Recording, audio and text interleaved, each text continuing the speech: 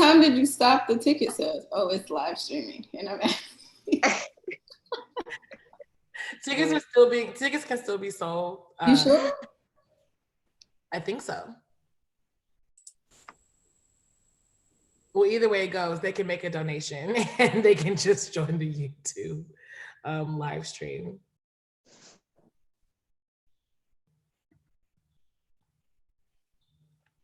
Hi, everyone. If you're joining us, welcome to the Quarantine Reading Series. We're just taking a couple of seconds, letting everyone get in.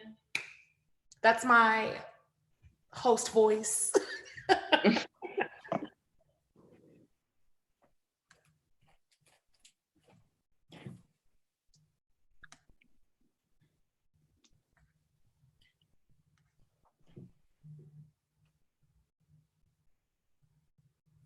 Hey, Fatima. Hey, Nell. Hey, Sophia. Hey, Gabe.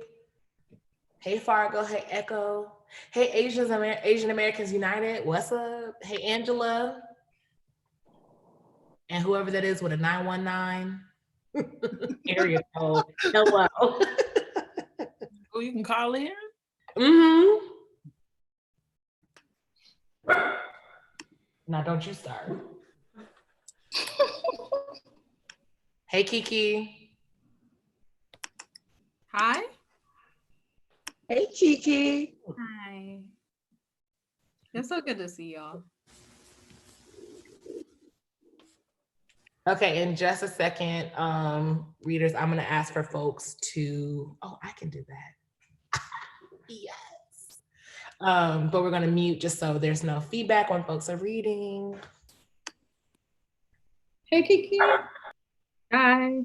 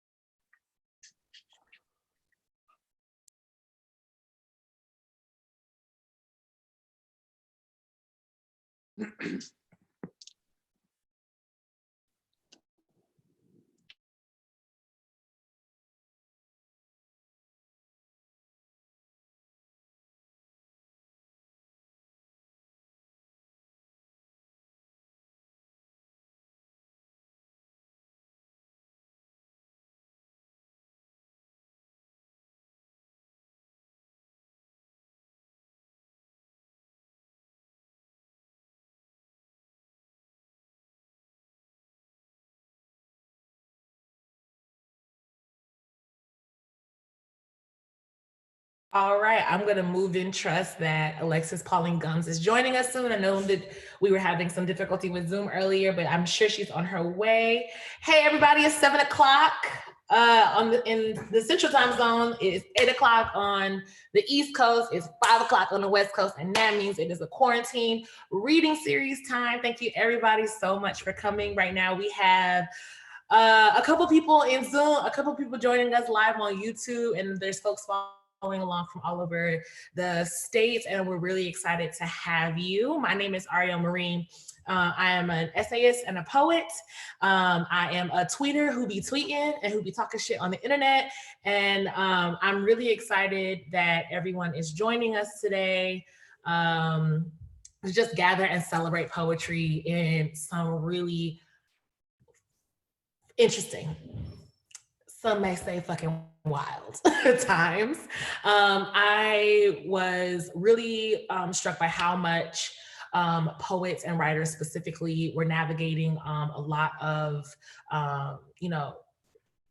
loss when it came to, incidents and happenings around COVID-19 and all of the impact that the coronavirus has on us and our social connections. But, a lot of writers right now are losing money due to a lot of the closures and delays and shutdowns. And, performing is our lifeblood. A lot of us are, writers who publish in the world, but also like to join our audiences and our readers face to face. And I've just seen the impact so acutely in the writing community, and I am really good at talking. was like, well, why not just put my big mouth to good use and start a series? And it was a couple folks on an email thread, and it turned into all of this, and we're really excited. And I'm also super, super excited to have with me today some poets who I respect, who I admire, poets who have kept me alive, who have kept me uplifted. And so the least that we can do is hold space and community for them too. And so first, what we're going to do is introduce all of the readers tonight. I will introduce them in the order that they are reading. I'm going to read their bio, and I'm going to read their bios all up front, and then we're just going to go straight to the poems, back to back to back to back to back. You're going to hear from a couple of people. We're going to take a quick break. You're going to hear from our feature, and you're going to hear from a couple more really wonderful poets, and then we're going to wrap it up and go home. At any point, this is an online space, and there are some losses. There are some, some L's that we take because we're not on one-on-one. There's a chat that you are able to have access to. If you are on a computer or if you're on your phone, use it. If you hear a line that's bomb, I want it in the chat. I want to read it. I want to know that you heard it. If there is something, if somebody got a booger in their nose, let them know in the chat. We appreciate it. If there's anything that you want to share, if you see somebody in the attendees list who you recognize their name and you just want to say hi, look at your neighbor and say, neighbor, hey, on the chat. Just so we can facilitate this like really intimate, loving experience, even though we might not be face to face. Is that cool? And you're gonna say yes. Where? In the chat. See, you're happy. Okay, so yay, Angela. Yeah, okay, there we go. Yes. Perfect. Everybody, you're doing great. You're doing great. The other thing that I wanted to note is that we recognize that there are lots of limitations because we operate under capitalist and ableist society. And so this reading series, we wanted to have it transcribed in real time. We weren't able to do that. The transcription will happen in the YouTube video. So there is closed captioning on the YouTube live that is, kind of like manufactured by YouTube. But once we're done with these series videos, we will have them captioned. We will post them and have them available for folks to revisit. But to kind of mediate, don't know if that's the right word. I need coffee. We will have the poem scripts, if you will, posted during the readings tonight in Zoom, in the chat. So you will be able to follow along if you are a part of our glorious and wonderful deaf and non-hearing community. So, if you have any questions, where are you gonna drop them? In the chat. Cool. I'll be watching. There we go, everybody. So I'll be watching along. You might see me, my face. I might have a little bit of a screw face. It's just because I am in the chat figuring out all of the things, make sure that everybody can hear, all that good stuff. So enough about me, enough about all this. Hey, Alexis. Hey, Luther. Enough about me and all of that. Let's get to the introductions of our lovely readers. And let's get to them poems. Y'all ready? Cool. I've been watching too much TikTok. I don't do that in real life. Okay. All right. So up first, we have Gia Shakur. Gia Shakur is a writer and visual artist based in Harlem, New York. New York, what's up, New York? Her work has been featured in Rigorous Magazine, Sinister Wisdom, Joint Literary Magazine, Broad Hill Review, and Drum Cake. She is an inaugural graduate fellow of the Watering Hole, which is a phenomenal space for poets, and is also an alumnus of Winter Tangerine and the Hurston Wright Foundation. She loves cats, sushi, and weighted blankets. So do I. Up next, after Gia opens up our space with a beautiful poem, we have George Abraham. George Abraham uses they, them pronouns and he, him pronouns. They're a Palestinian American poet and PhD candidate at Harvard University. They are a Kundiman Fellow and a board member for the Radius of Arab American Writers, RAW. Their debut poetry collection, Birthright, is forthcoming, out now, or out soon. Now, soon? Soon. Soon, sorry. Soon. No, it's okay, it's okay. Out soon. from Button Poetry. It's coming out in a couple of weeks, April 2020. Following after George, we have Torrin A. Great House. She is a transgender cripple punk and MFA candidate at the University of Minnesota. She's the author of Boy, Girl, Ghost, TAR Chapbook Series 2018, and assistant editor at The Shallow Ends. Their work is published in Poetry, Plowshares, Tri-Quarterly, and the Kenyon Review. She was a finalist for the 2020 Pushcart Prize and is the youngest ever winner of the Poetry Foundation's J. Howard and Barbara M.J. Wood Prize. Go the fuck off, sis. And we got Joy Priest. Joy Priest is author of Horsepower, coming out from University of Pittsburgh Press, September 2020. She is the winner of the Donald Hall Prize for Poetry from AWP. Her work has appeared or is forthcoming in Poetry Northwest, Gulf Coast, Mississippi Review, The Rumpus, Virginia Quarterly Review, and Best New Poets 2014, 2016, and 2019, Act Like You Know. Priest is the winner of the 2019 Gearhart Poetry Prize from the Southeast Review, and has received support from the Hurston Wright Foundation, the Frost Place, Bread Loaf, the Fine Arts Work Center in Provincetown, where she's currently a fellow, and the University of Houston, where she will be a PhD candidate in literature and creative writing this upcoming fall. Congratulations, Joy. And then we have Ra Malika Imhotep is a Black feminist writer and performance artist from ATL, Georgia, currently pursuing a doctoral degree in African Diaspora Studies at the University of California, Berkeley. She is the co-convener of the Church of Black Feminist Thought, an embodied spiritual political education project, and a member of the curatorial collective, The Black Aesthetic. She is a 2019 recipient of the Tony Buchamp Prize in Critical Art Writing. I'm tripping. And then we have our feature, who I will introduce when we get to them, because they deserve a moment, at least a moment of our time. So up next, after our feature, we'll have Kiki Nicole, who is a Black, queer, and non-binary multimedia artist and poet. They've received invitations to fellowships such as Pink Door Writing Retreat, The Watering Hole, and Winter Tangerine. Kiki hopes to lend a voice for the void in which Black femmes not only exist in plain view, but thrive. Find them at kikinicole.com. Love that. And Luther, wrapping it up, bringing us home later on this evening, which I'm so excited for, is from Seattle and is author of Touched, which was out from Sibling Rivalry Press in 2018. He is the founder of Shade Literary Arts and executive editor for the Offing magazine. Along with Gabrielle Bates and Duji Tahat, he co-hosts the Poet Salon podcast. His writing has been published or is forthcoming in Poetry, the Seattle Times, New England Review, The Rumpus, and so many others. Luther received his MFA from Washington University in St. Louis, WashU. You can follow him on Twitter at LutherXHughes. He thinks you are beautiful. What a wonderful way to end. Thank you all, everyone. So I'm really excited for all of these poets. And I can't wait to introduce our feature later on this evening. But let's just get right into that poetry. What y'all say? All right. So we're going to first hear from Gia, who's going to open up the space with a wonderful poem. I can't wait to hear more. All right. Y'all clap it up. Woo-woo it up in the chat for Gia Shakur, everybody.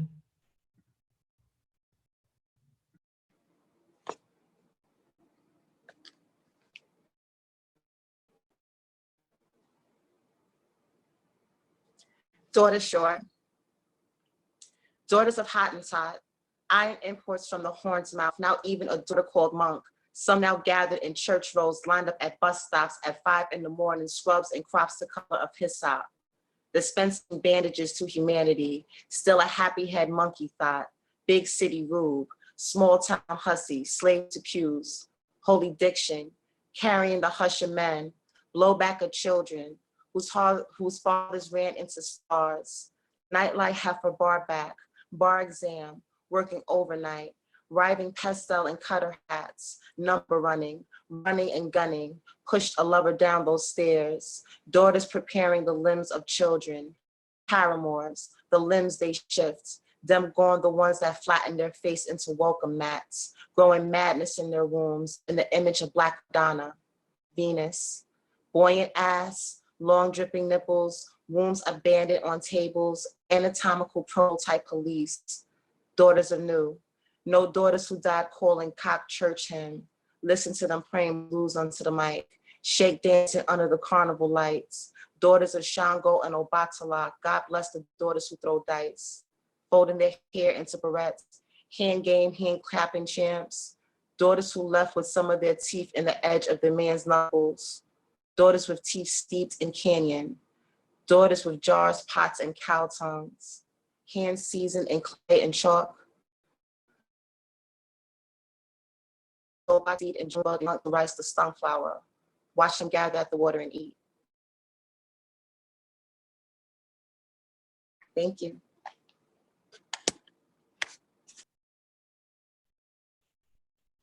Yes, thank you so much, Gia. Thank you so much for opening up this space. Now let's keep it going, keep the woo-woos coming, keep the ums, ahs, and them snaps going for our next person reading. Y'all clap it up for Torrin A. Greathouse.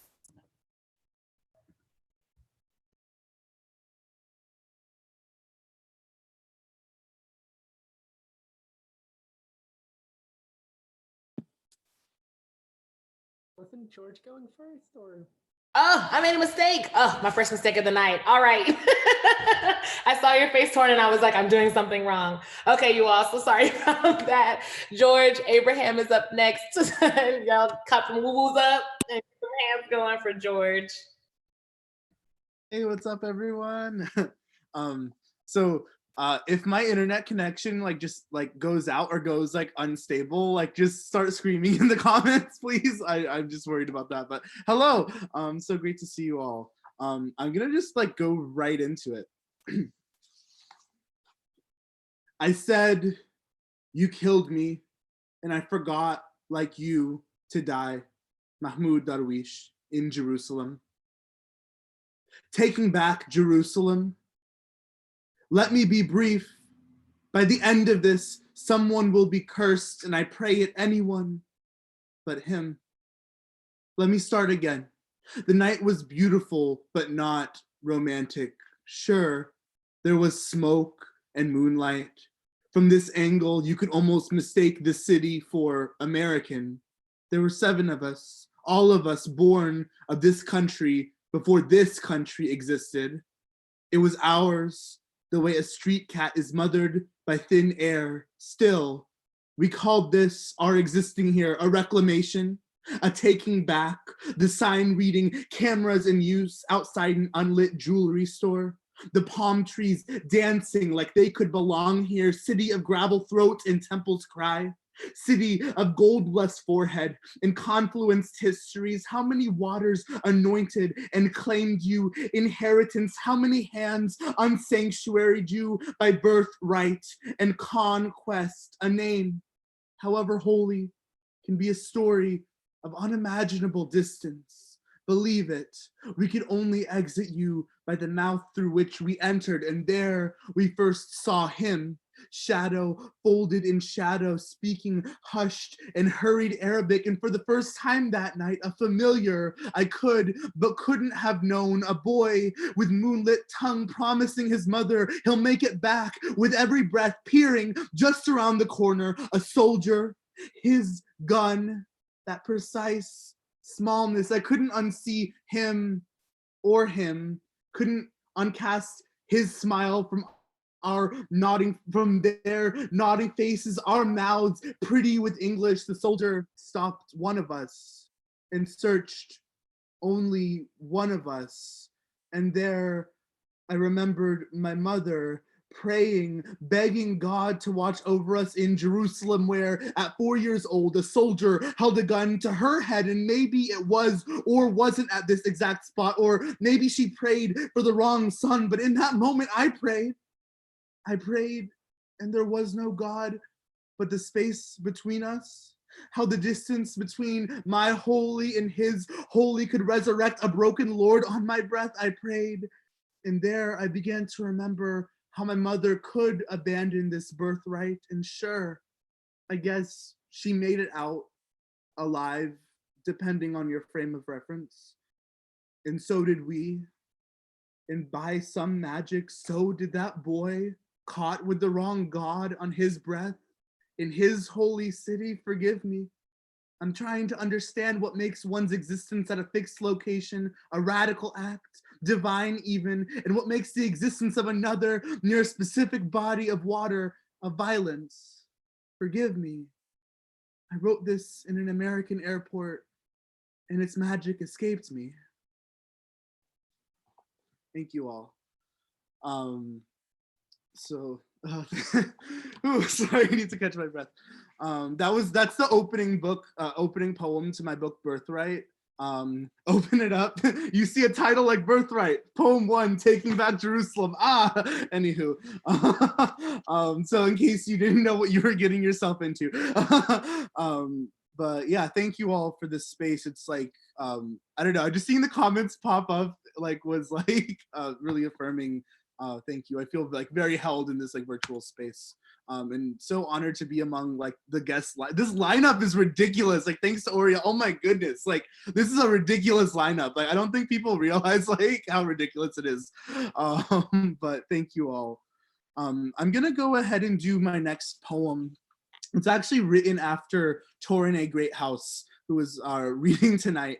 And I'm intentionally doing it here because I don't think Torin has heard me read it out loud. The entire last half of the poem is actually you physically, I don't know if you can see it well, but you need to mirror the text. So in the webcam, you can see it perfectly because the webcam actually mirrors the text.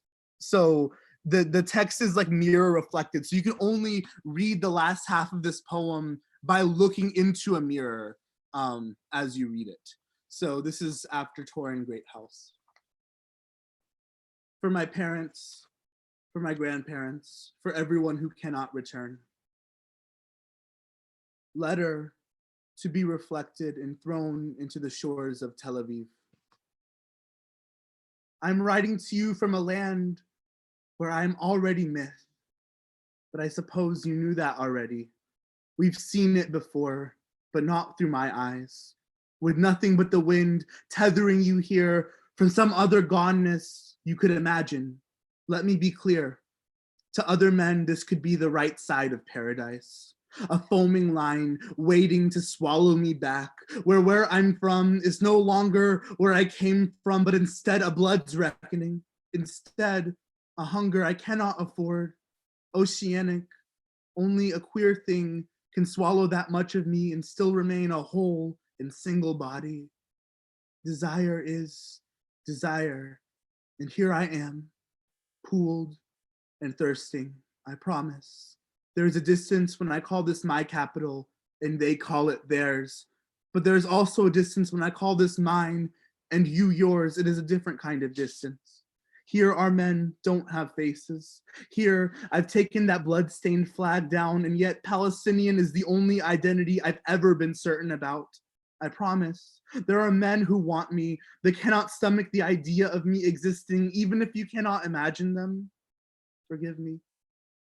I had such little faith in your imagination, but I'm beginning to think of faith as a fogged mirror into which we look and witness ourselves outside of ourselves. And much like faith, we don't pray through mirrors. We understand through them. I want you to see me in this and every light. I'm not asking you to imagine me dead in a man's arms, but I am asking you to see me as always becoming both I and death of. It's true.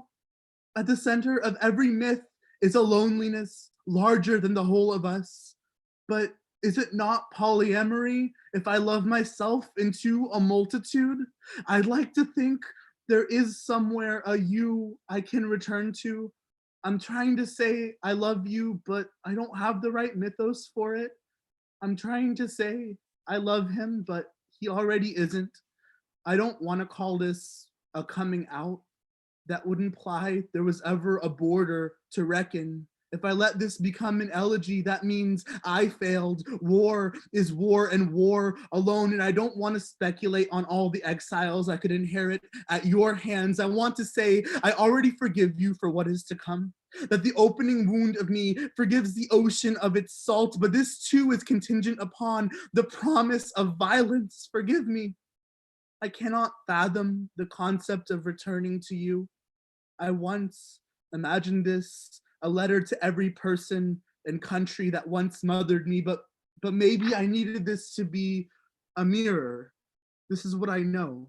I fell in love with Summer like he wasn't a bad decision. We kissed with all our teeth. He bit me and I liked it. He bit me and the blood surfaced but did not pool. We pulled rivers from each other until we forgot we are human. See, I'm always at the edge of violence. This is how I've constructed mercy. Forgiveness is a sadness I cannot afford. I only know my lovers as seasons that pass through me. That means I'm neither sand or ocean, but never the border between. I too want to be interrupted by daybreak. I too have stained and been stained beneath the same moonlight. I'm not saying I love you. I just want to be worthy of a good fight. I promise there are prettier ways to lie to ourselves, among ourselves. You ask what the weather is like in my city every time. This is how we come to understand the distance between us. But what is an obad but a lie we tell to convince ourselves morning's coming, bloodless? I loved him, phantasm, forgive me. I loved him, anthemless and splendored. Forgive us. I lied. What I'm looking for is the opposite of forgiveness. Thank you all. So I think this leaves me, oh, thank you all. Oh my God. Wow, thank you all. I don't know if I'm allowed to have favorites of my own poems, but like, I think that's pretty high up there. Thank you to Torrin for gifting me the language to write that poem. I'm gonna read one last poem. It's kind of a sad one to end. I don't like ending like sets on a sad note, but I think this is like what I was feeling more. This poem is also in a form, it's called a palindrome. And so it's gonna read forwards and then I'm gonna read the poem backwards. The poem is called Heritage. Thank you all so much. Come morning, he won't even remember my name. Come midnight, we'll be washed of his every trace, the blood pooling in moonlight, staining oceans empty of biology's brief mimicry. I said I love him because he too was born on the wrong side of a wall, perhaps in funeral quiet. This is the whitest he'll ever be. We thank him for his service behind a makeshift altar. And what if gratitude isn't a thinning bloodline? His head pillowed by flag of blood and star in life, he'd cook for us. He'd never let us leave empty-stomached. His brother grips my hand, asks, "What are you?" Transfixes his eyes on the wounds I bulleted into my own face. See, all he knows of divinity was once heresy and clipped wing.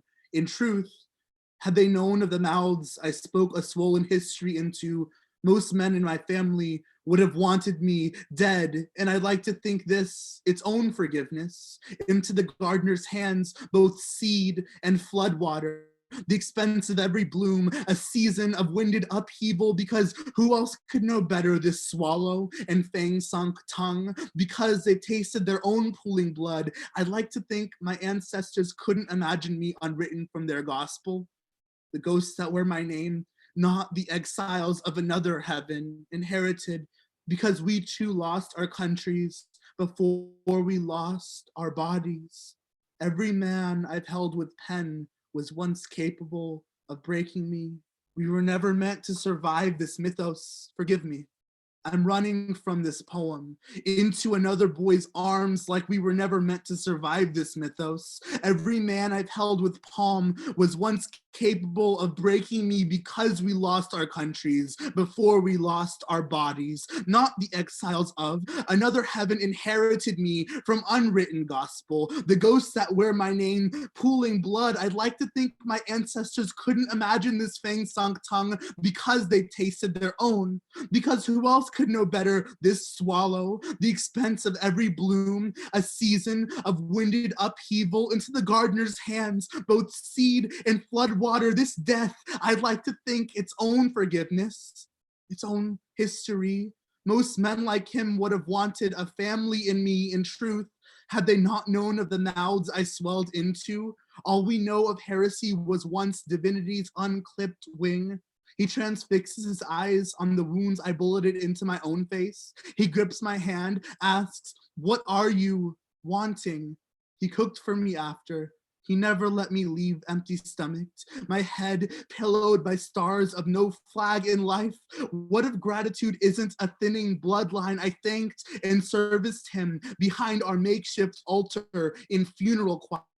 Perhaps this is the whitest I'll ever be, although he too was born on the wrong side of a wall, empty of biology's brief mimicry. I couldn't have said I love you like this, our blood pooling in moonlight, staining oceans. Come midnight, I'll wash myself of his every trace. Come morning, I won't even remember his name. Thank you all.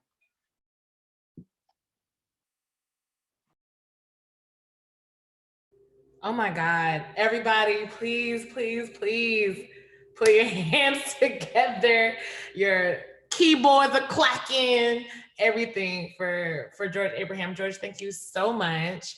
I just need a second. He, oh my God. Well, this is a great time to let y'all know that you need to scurry them behinds to the bookstores in a couple of weeks because Birthright drops from Button Poetry Press in like a lickety split second. So you can pre-order now. Yes, George? You can pre-order now. I'll drop the link in the comments. Oh, absolutely. George is going to drop the link to pre-order in the comments. And you know what? If you're like, I'm not ready to pre-order, I have other things to do. Absolutely. Thank you so much for even being here and listening. Also, I will be reminding you all throughout the night, these poets, payment handles for Venmo, for Cash App. George's Venmo is George-Abraham-2. If you have 50 cents, send it. If you got 50K, send it. It doesn't matter. There are a combination of almost 100 people. So if everybody sends $1 to each of these poets, you spend $7 and each poet goes home with $100. That's how community works. That's why moments like this are really important because, in silo, our contributions might not feel significant. They might not, we might not see the impact of them, but in solidarity, we can do some mighty shit. $100, that's my phone bill. So if you're able to give, we really appreciate it for each of these poets or for whoever and however you can. And if you're here, that means that you've already supported in more ways than I can say thank you for. So, you're probably going to hear that spiel reworded and sound a little juicier a couple times tonight. Don't mind me. Capitalism is a fucking fraud. But unfortunately, in times like this, anything that we can support one another with, who am I? Who are me to say, don't. So thank you so much, George. And if you all need a reminder, George's name on the Zoom link is now their Venmo. And I can't wait because, wow, what a perfect segue. Y'all must have a bomb curator or something because we heard an after poem from George toward Torrin. And that, you see what it's okay. All right. So up next we have Torrin, A Great House. I'm so excited for y'all to hear one of my favorite poets and just someone whose work is so brilliant. So for, the 1,000,007th time today, I'm like saying your name and I'm just so okay. All right. Everybody clap it up. Woo, woo, woo, woo in the comments. Right. For Torrin, everybody. Here's Torrin.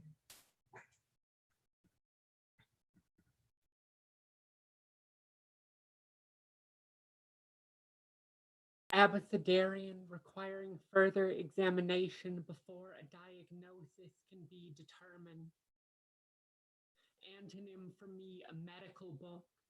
Replace all the punctuation, commas, periods, semicolons with question marks. Diagnosis is just apotheosis with sharper edges. New name for a myth already lived in. For the sake of thoroughness, I have given until my veins crater, tests administered for HIV, cirrhosis, glucose, cancer, creatine, albumin, iron, platelets. I've slept for days, wired to machine, had my piss filtered for stray proteins just to be safe. Still, inside my body, kingdom with poisoned wells. I want to be anything, I want anything but an elegy lining my bones. I just want to be a question this body can answer. My new doctor writes one referral, then another still, no guesses.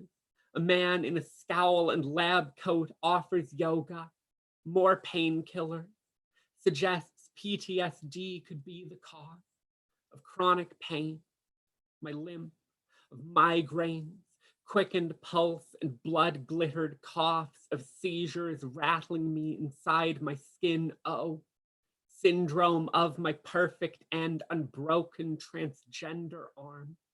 It checked my hormones too. Yes, unfathomable, a suffering I did not choose. Must be gender, this vacancy my body makes of its own flesh. How I vanish from myself. We search for a beginning to this story and find only a history of breakage X-rays cannot explain. Some girls are not made, but spring from the dirt, yearling tree already scarred from its branches severance, zygote of red clay that rain washes into a river of blood. Hi all.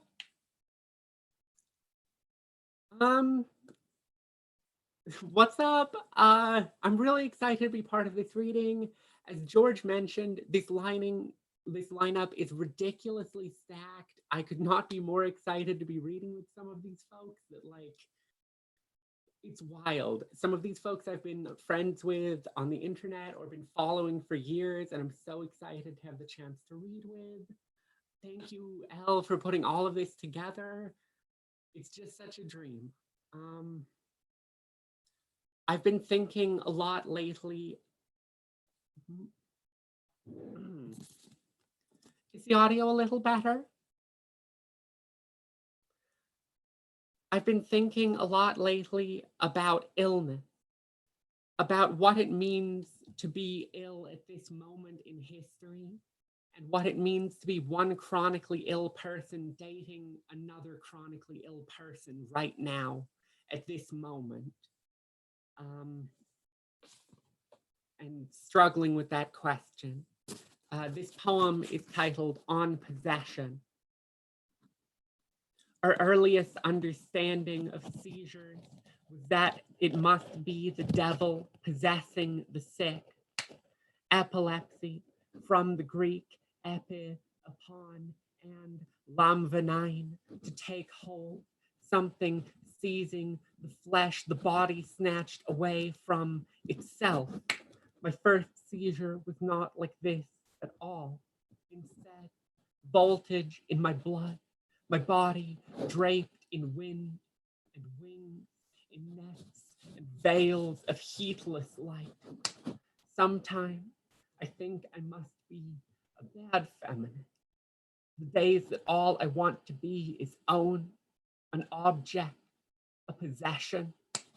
An apostrophe denotes possession, means to turn toward, thin hook of ink that joins a body to another by its name, small black latch that clicks the distance between two things shut. Most days, my pink leather collar collects dust in a closet. Though once I wore it daily, marked territories, familiar weight. Though once a dom made me wear it out in a dive bar's dim light to read poems for tips, and I bruised my throat from the force of speaking. For weeks after, my voice was choked with ghost palm, padlock caught in my throat. Once, the common practice for treating patients in the midst of seizing was to force a piece of wood between their teeth to prevent them from biting through their tongue. Epilepsy shares a common root with lack. Thus, the lock, the collar, the cuff, the trap door of a mouth, cousins to illness.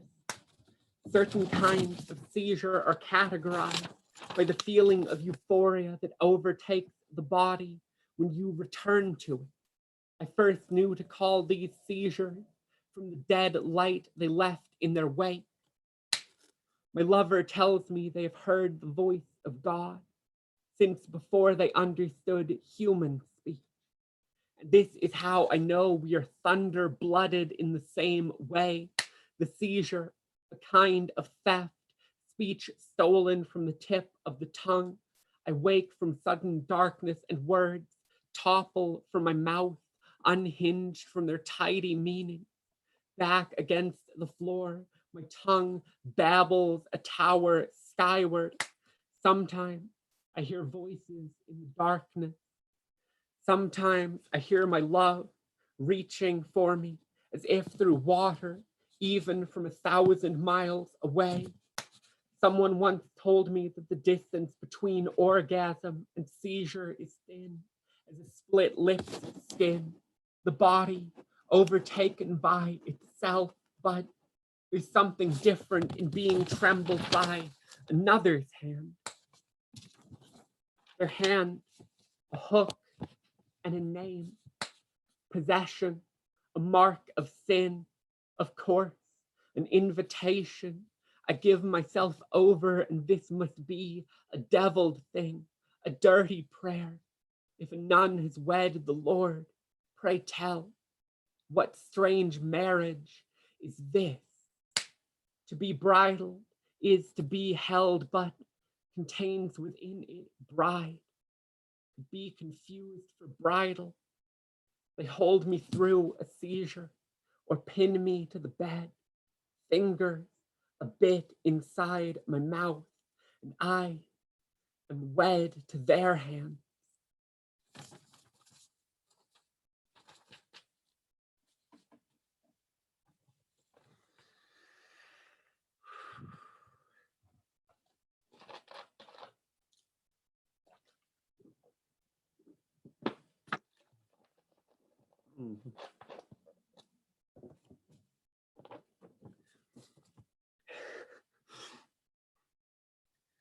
So,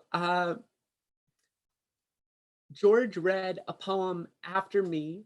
Now it's my turn to read a poem after George, because I was supposed to read at George's opening show for this book at Button, which got canceled because like all this happened right as the show was supposed to happen. So this poem is in a form that George invented called the Markov Sonnet. The Markov Sonnet, I won't explain too deeply, but essentially it marries the logic of stochastic probability chains with the traditional form of a sonnet to reimagine the sonnet's form across both space and time on the page. So this is my take on a Markov sonnet. While my English class debates the legality of gay marriage, I daydream of the boy I am beginning to fall in love with. My mouth is all wrong answers. I know what happens if I speak and vanish the question marks on every slur. I dream his lips against mine, chapped red as an exit. I speak and vanish the question marks on every slur. I dream his lips against mine, chapped, red as an exit. He still calls himself straight even after we fuck. I dream his lips against mine, chapped, red as an exit. He still calls himself straight even after we fuck. Years later, I'll prove him right. Unfaggot his past. He still calls himself straight even after we fuck. Years later, I'll prove him right. Unfaggot his past. First girl to redden his sheets with her memory. Years later, I'll prove him right. Unfaggot his past. First girl to redden his sheets with her memory still. He calls me by boy and a half-buried name. First girl to redden his sheets with her memory still. He calls me by boy and a half-buried name. My body always center stage, the subject of debate. My body always center stage, the subject of debate. Still, he calls me by boy and a half-buried name. My body always center stage, the subject of debate. This is not a metaphor, though I wish it was. He still calls me by boy and a half-buried name. My body always center stage, the subject of debate. This is not a metaphor, though I wish it was. The wedding band, a night, thin bruise of gold. This is not a metaphor, though I wish it was. The wedding band, a night, thin bruise of gold. A promise we know we can't keep making. The wedding band, a night, thin bruise of gold. A promise we know we can't keep making. Brides of each other nightly and divorcing in the sun. A promise we know we can't keep making. Brides of each other nightly and divorcing in the sun. We all know the score. One of these boys must die. Brides of each other nightly and divorcing in the sun. We all know the score. One of these boys must die. No one in this poem would even recognize my face.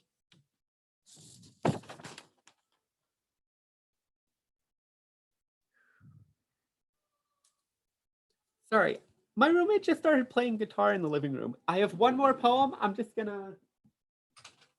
Hey, sorry, I'm in the middle of a live feed. Sorry, I have my phone on. Sorry.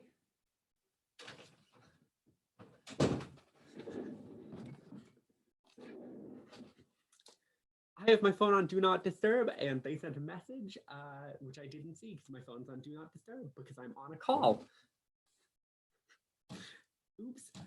Okay, I have one more poem for y'all. Ooh, kind of a weird interruption before that this poem. I've been trying to write love poems lately, and my partner really likes to roast me because they say I never actually managed to write a love poem. I just write poems about them that aren't love poems. Which, like, okay, fair. Just kill me. Fine. This poem came out of an attempt to write a love poem about not wanting to die because because I'm happy and see a future when that's something I haven't experienced much, but also being suicidal because of the state of the world. But it's also a poem that came about in the last week. And so it's caught up in everything that's been happening, and also the process of my partner being tested for coronavirus, and then the week spent in limbo before finding out that they were negative for it and just had a severe case of pneumonia other doctors had been ignoring. So it's kind of tangled up in all of that. It's a complicated poem that I have complicated feelings about, but I think that I'd like to share it tonight.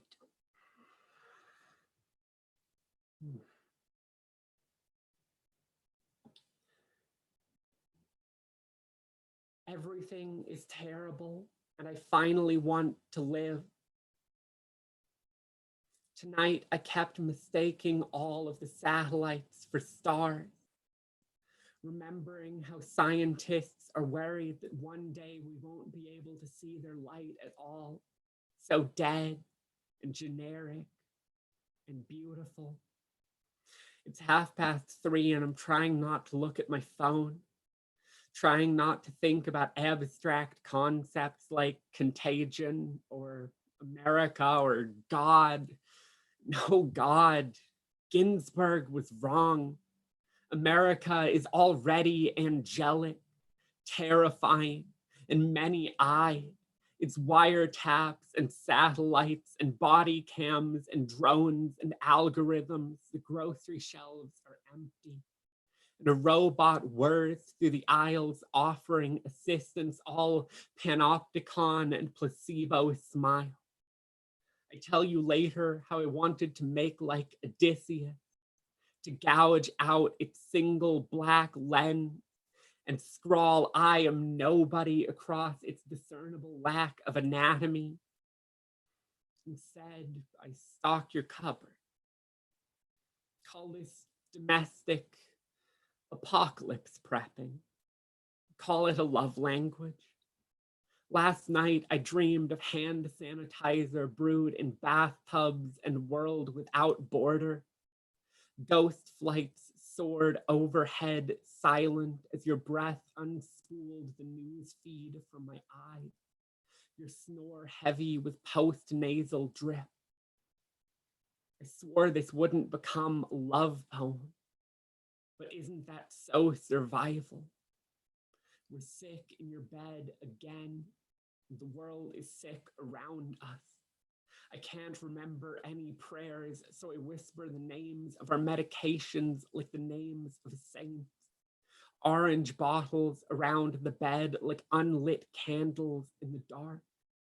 I wake and scrub my palms, bird bright, soap and steam, scent of lavender and boiled meat. Tomorrow, we'll kiss in the airport terminal through surgical masks. Kiss so hard that tomorrow becomes a verb between our lips. Thank y'all so much.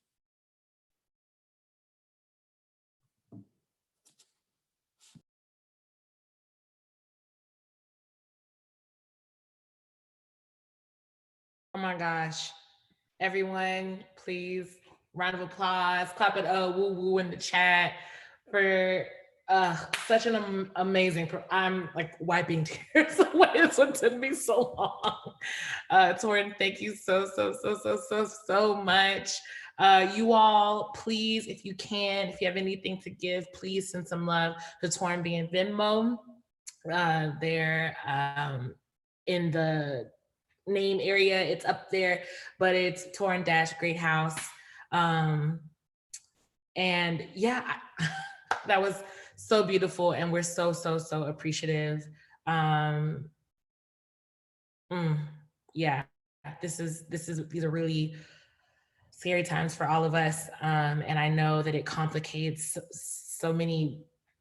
I keep saying so many because I'm trying to find the right words. You got me fucked up, girl. Good Lord. But yeah, in moments like this, I'm so grateful for poems like that that continue to complicate what it means to be alive and in love, or alive and feeling, or alive and trying to make it, or thriving, or having complex dual feelings about the ways that we navigate the world and the ways that we navigate intimacy and family and concepts of love, because that is so real. So thank you so much for bringing that into the space. I couldn't have, oh my goodness, my word. I'll be thinking about that for quite some time, and I'm sure some other folks will too. And what a great segue for on point, on time poetry from the queen of on point, on time poetry herself, Joy Priest. Everyone, please give a round of applause. Please give some woos in the chat. Get your hearts, your minds, your souls ready And depending on what kind of poems you're bringing, Joy, maybe your loins too. Y'all clap it up, woo woo in the chat for Joy Priest. Thank you all.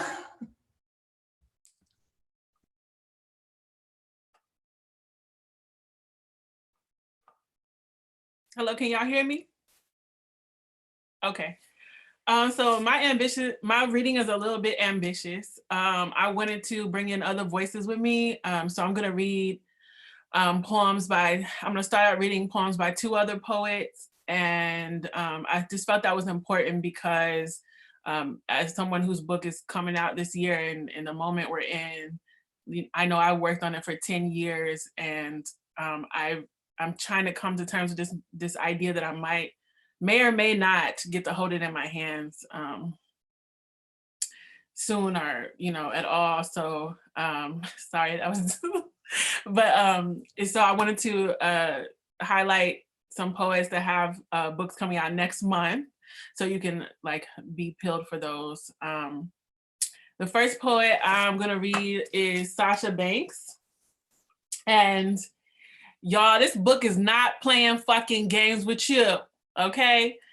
This book comes out April 24th on Co-Impress, and it's a beautiful, beautiful book.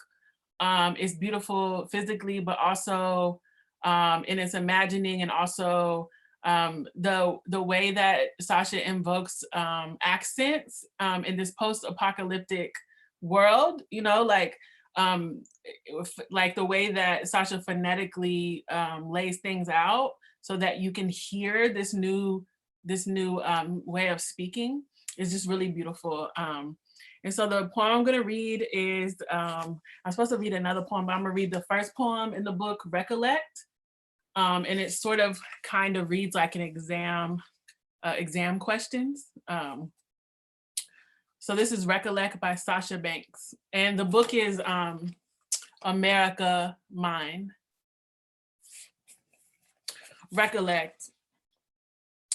Draw a map of America from memory. Don't include the state lines. Draw a picture of Abraham Lincoln from memory. Draw a map of America from memory. Place a star in the general area of the nation's capital. Tell the story of how George Washington chopped down the cherry tree.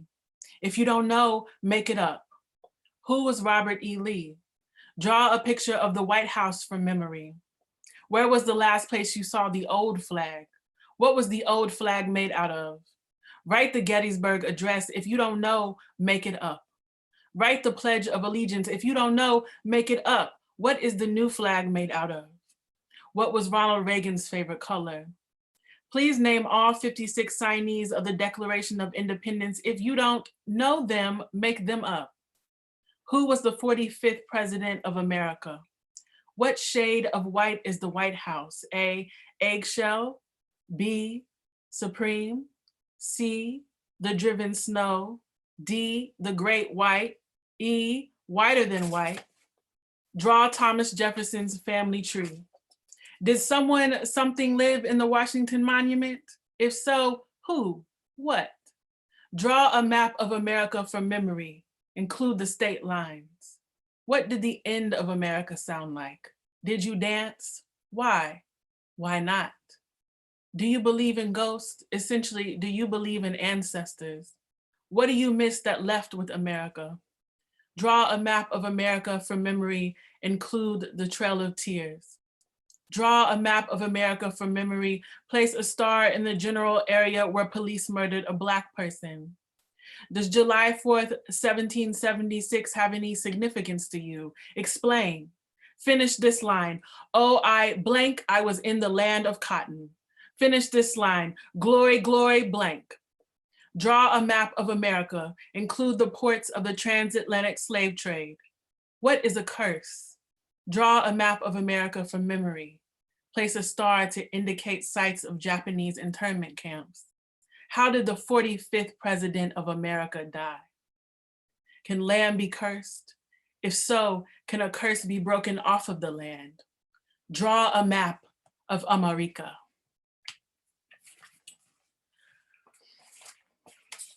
Okay, the second poet that, that poem gets me ready, especially in this moment. So the poet was Sasha Banks, and the book is America Mine. The second poet I want to bring in is Nikki Finney, and she has an incredible gift of a book to us coming out next month on April 15th, and it's called, I love this title, y'all. When I heard this title, I was like, but it's called Love Child's Hotbed of Occasional Poetry, Poems and Artifacts. And the book she's described it as a collage, but it has different artifacts from across her poet life and her activist life and her writing life, and photos and all these things that she sort of gifted to us in this book. And that is Love Child's Hotbed of Occasional Poetry. She sent it to me overnight, but it hasn't arrived yet. The mail running slow. We better be glad it's running at all. But I don't have the book in front of me. It's a beautiful pink book. Please remember that book is coming out next month. And I'm just gonna read, actually I was gonna read a poem, but I'm just gonna read an excerpt from an interview that she did recently in Scalawag, and it's online. And the interviewer, I just feel it's really pertinent to the moment, as some of us in this moment feel pressure to do our work. And some of y'all might not be that poet, that's fine. But for those of us who feel a lot of responsibility right now to do our work, I just found this, I went back to this excerpt and I found it very fortifying. So the interviewer asked her, Love Child's Hotbed of Occasional Poetry, due out in 2020. What is occasional poetry and why do you choose to devote a book to it? And she said, last year when I started gathering up the work around me, thinking that it might be nice to give birth to a new collection, I discovered that I had a bounty of occasional poems. Post the National Book Award win, all kinds of people approached me about writing a poem for them or their organization. This is not what poets usually like to be called to do. But when I was a child, I was called to do this. I remember wanting to be useful and not just a little girl with her pencils writing for herself. My community was filled with so many useful Black people who did things with their hands. Mr. Neal built our houses. Dr. Diaz was our pharmacist. I would watch him behind his counter in his white jacket mixing our medicine sometimes. Mr. Brown was our electrician. He rewired our homes with a pencil on his ear. Mrs. Robinson was our great seamstress. I wanted to be useful too. I wanted to make something with my hands. When I started telling people around me that I was a poet, they started requesting poetry from me. Mrs. Dix was turning 90 and needed a poem. Emmanuel Church was turning 125 and needed a poem. Mrs. Bethune's portrait was going up in the old high school. Could you write us a poem, please? This early novice poet work had less to do with inspiration and more to do with wanting to offer something made with my own two hands to the people I cherished. It had nothing to do with wanting poetry. It had everything to do with wanting poetry to be seen as useful as a roof or a coat. And actually, I'm kind of good on time, so I'm gonna read one poem from Love Child's Hotbed, and it's called Maven. And I want to read that poem because first of all, I really enjoy that word. And it has this, and then there's another word in this poem that I really enjoy that I learned reading this poem, and I'm gonna type it in. It's called sang-froid. And I really, really identify with this word. But I'm just gonna read an excerpt from this poem. It has 3 sections and there's 3 genuses, daughter, scholar, writer. And I'm gonna read the genus of daughter. So this is called Maven, and it's for Otelia Cromwell, 1874 to 1972, on the occasion of Smith College recognizing its first Black graduate. Genus, daughter. When you are a thinking woman, neither violence nor sugar plums can muzzle the power of thought. Imagine, hatch, comprehend, apprehend, know the inside and the out. You are just a girl when your mother dies, left to tend the rest of the flock. You, the oldest, the one most like your father, taught to leave no stone unturned, marry thrift and industry while burying your head in the stacks. Sang Freud, but never silent. Inquire, picture, ponder, think over, think and think again, giddy with your own mind. Master everything is the family crest. No veil feigning, faking guise, masquerade or fanfare. There is a right way and a wrong. When you give your hand to the world, your responsibility is to have a mind, keep a mind, change a mind, and be the last to die.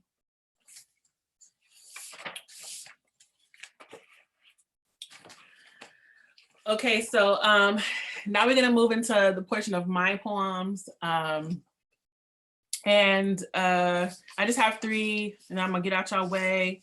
Thank you so much, Ariel, for reaching out to me and asking me to be a part of this. I've been super, super all over the place mentally in the last couple of days. I've been humorous, I've been in despair. I know we're all distracted, but I really am just trying to keep doing the work. And I think it's, I was talking to a doctor the other day and he asked me what I did and I was like, a poet. I was on the phone, y'all, by the way. I'm saying I ain't been at my house. But he asked me what I did, and when I said I was a poet, he was like, wow, I guess we really need you all right now. And that just blew me away because you really don't hear that often. You usually hear like, oh, like, but what do you do for a living? So the fact that a doctor said that to me when, his role is extremely important, primarily important right now, was really moving. And I do think, I've seen a lot on Twitter, like poetry is not a vaccine or whatever, but it's very needed for many reasons I could give you 500 words about. So thank you so much, Ariel, for organizing this, and long live the virtual reading. I'm like so excited about these. So the first poem I'm gonna read is the title poem to my forthcoming collection, Horsepower, which has a cover, but my press won't put it out yet because everything's on pause. And which has a pre-order link, but that's also on pause. But I'm gonna get that to y'all on Twitter soon. But Horsepower, and this is the title poem. Off season, before the racetrack opens, I leap through the threshold of my back door, stable side. A dove takes off from its nest tucked into the corner of the porch awning, glides through my small world, which I can see in its entirety from the top step. The twin steeples and emerald roofs just past our garage, a horse practicing its start out of the gate. Only Longfield, that avenue rounding the perimeter of the pill-shaped track where the red and white and green flags ripple from balconies and my neighbors sell horchata in styrofoam cups, street tacos, and paper baskets with cilantro and lime. Only Longfield and a chain link fence separates the horse's air from mine. They work the loop of that circular mile, making everyone's living except their own, the motors of our economy. Beyond the spires is a larger world I do not know exists. A mile west in my line of vision is a family I do not know I have. In that corner of the city, separating from the land like a cell in mitosis, straining across the Ohio River to the north, my great aunt, Black matriarch, rocks on her blue porch, and my father, just a couple blocks away from her, coos my baby brother into sleep while his new wife flowers the wings of a flightless bird. But all I know for now is my grandfather, the white one, the only one I will meet. And I know my mother, who I hear now roaring home from work in her muscle car. And wait, I know the horses the horses and their restless minds.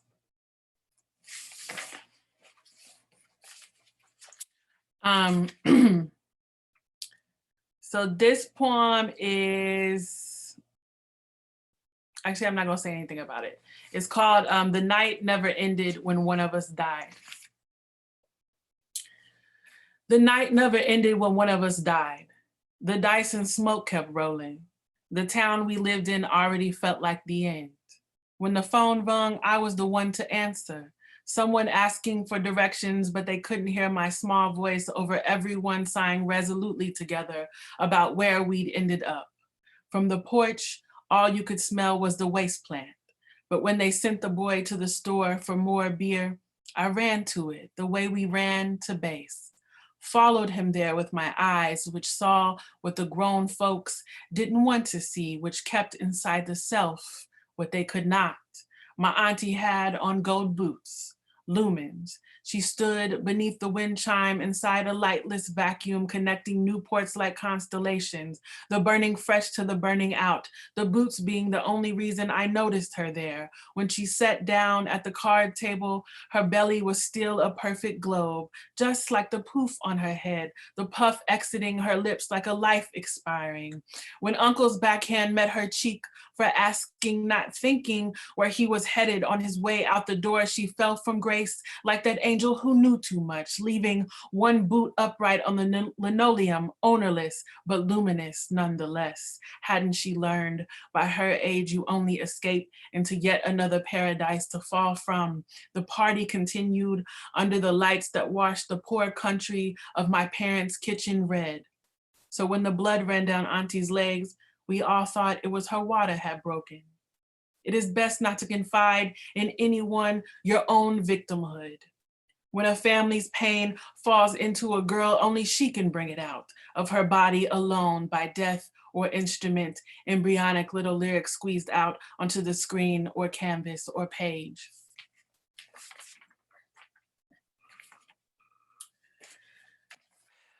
And then my last poem is also a love poem, Torin. And I was deciding between this and another poem, but I'm gonna read in solidarity with you. And you know what I'm saying? Basically, recently I was kind of in love a little bit, and it was like the first time in a really long time, to the point where I didn't know if like I could be in love with someone anymore, or if I was like asexual, which is, you know, it was just fine, it's great. But and I just felt really, it was just like such a fountain of like writing too that was happening to me. So I really just want to honor that recent feeling. So this was this one's called Love Poem to Somebody Black. I get carried away, so urgent about everything, because sometimes I get the feeling I might be with you tomorrow, talking romantic like true surplus people, like if poor people lose weight, how will they afford new clothes? Trying harder today to speak without the vernacular of capitalism, dream without their utopias, Bohemian Grove, art colony, vintage clothing line called Urban Renewal. The language is hijacked. I'm using my giant calipers to move it out of the way. But if I have no vices, what will I have between me and my industrious mind? In this early sobriety, many silences between you and I. Longings so quiet, tucked in the cochlea, not occurring outside the body. And you ain't even gotta say sorry out loud, or that you value me, or that I'm worthy. I'm never sitting around waiting on anyone's permission to love my people, just trying to move my own shadow out the way. Thank you all so much.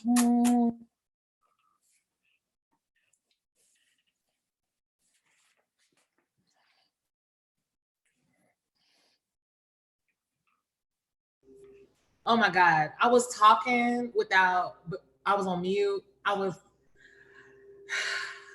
discombobulated, okay? Discombobulated. Thank you so much, Joy, for that amazing, amazing offering. That was so beautiful. Oh my God. It was so wonderful that I came up with choreo. Y'all ready? It's from TikTok. Y'all better buy that book, okay? All right. It's from TikTok. I have too much free time. Okay, so yes, please, when the press says yes, y'all better hit that link. Again, Joy's Venmo is their name on Zoom. For folks on YouTube, that's at joy-priest-1. Slide over there if you have anything to give. Also, shout out to everybody on YouTube. We have a whole bunch of people that are watching over there now. Y'all are really cute. The chat over there is popping. I'm trying to go back and forth between Zoom and YouTube to make sure all the chats feel love. Thank you all so much. And speaking of chats, I know you might have noticed that there are not poems being dropped in. Zoom is not fucking with your girl. And so I just have to apologize and make sure that we do better for folks to make this truly accessible in the future. I'm gonna take that L, that's on me, and we're gonna do better because we have to do better because we gotta show up for each other. And that's very important to me. That's very important to the folks who are a part of this reading series. So we're just gonna, ain't no excuses. We're gonna make it shake. We're gonna stop being ableist up in this bitch for real, period. Yeah, let me make sure the chats are all aligned. Somebody said, I can't wait to pre-order that book. Me either. Can't wait.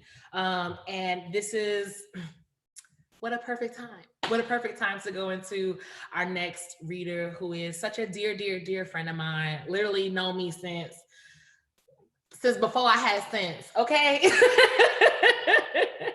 And what a wonderful segue into our feature as well, because Ra's work introduced me in a lot of ways to our feature's work and saved me, both of them. Both of them together equals saving Black femmes out here in these streets, okay? So we're gonna get into Ra, Malika, and Hotep, and I just can't wait to see what you have to feed. Everybody woo-woo in the chat. On Zoom, woo-woo in the chat. On YouTube, y'all give it up. Shake them fingers. Thank you so much, Ra. Thank you.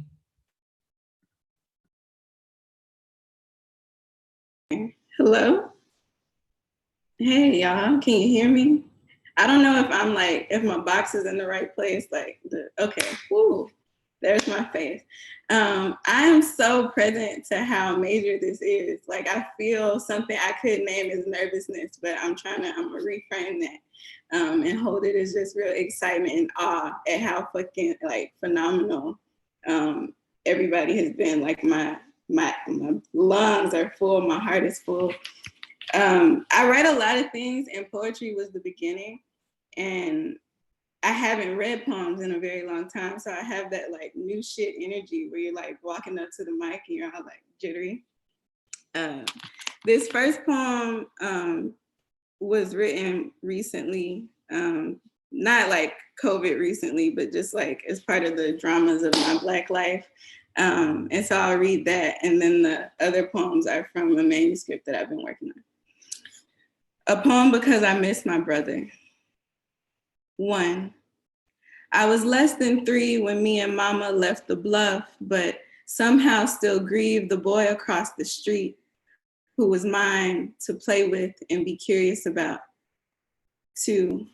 Once I watched Garvey cross Jet Street to play with his friend, the older brother of the boy who was mine, and I wanted to follow but was scared to touch the road, and he being grown ain't want to come back.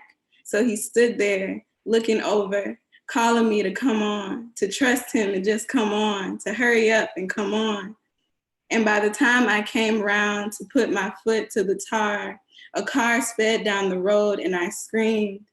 Then Garvey probably sucked his teeth, but he came back and he picked me up and I wrapped both arms around his neck. 3, a reminder. My brother, my Garvey, does not belong to the state. He is my brother. He is his own. He called for me to come on, past my mama's denial and our daddy's preoccupation. Say send him books and they ain't all gotta be about prison. Say his body there, but not his mind. All right. Whew. These next poems are from a manuscript that I've been working on, mainly just like in my head, well, and on my computer, but like called Cotton Root, inspired by the fact that like my ancestors, our ancestors who worked cotton fields were also intimately related with the root of the plant as a medicine, with an affinity for the reproductive organs, as an abortifacient, as an emmenagogue, so something that could provoke a missing cycle, that could provoke an abortion, that could give them access to some levels of reproductive control. And these poems are about memory and intergenerational trauma and sometimes depression, often like different experiences I have of like reproductive dysfunction. But the first one I'm gonna read is after this book, The Hermit Woman by Gail Jones. The first line in this poem that I'm reading is from a poem in The Hermit Woman. And it's called The Hermit Woman Takes a Lover, after Gail Jones. I am a woman generous with place and things, stingy with time and soul, except for this, stranger. And so it goes. I throw my flesh into your mouth and watch you chew with wide eyes.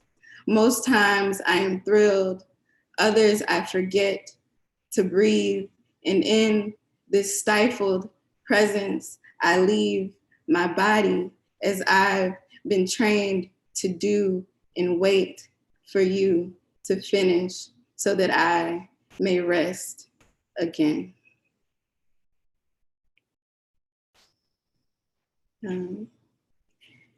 This poem is called Mama, but my mama says she in love now, and something leaves me wet-faced and wanting, hungry maybe, empty face, hollowed, hysterical mama, but if you need love, how can I need anything but this man, his hands on you, making you anew, something more than mama, but I need you still, unchanging pillar of wait, mama, but love? How it feel? Can you teach me this time? Love and the things two bodies do to make it ain't nothing we ever touched on. I mean, you and me, mama, but you know I breathe next to lovers in bed the way I learned next to you. I'm saying, I hear you, mama, but the breathing, is it how you make love? This man, do he breathe with you? Can you feel his chest rising and falling in time with yours? It's magic, I think, mama, but sometimes it worked too well. Where did I think I was going?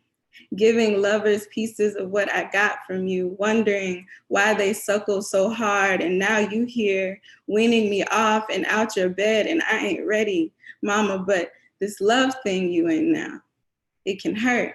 You know that?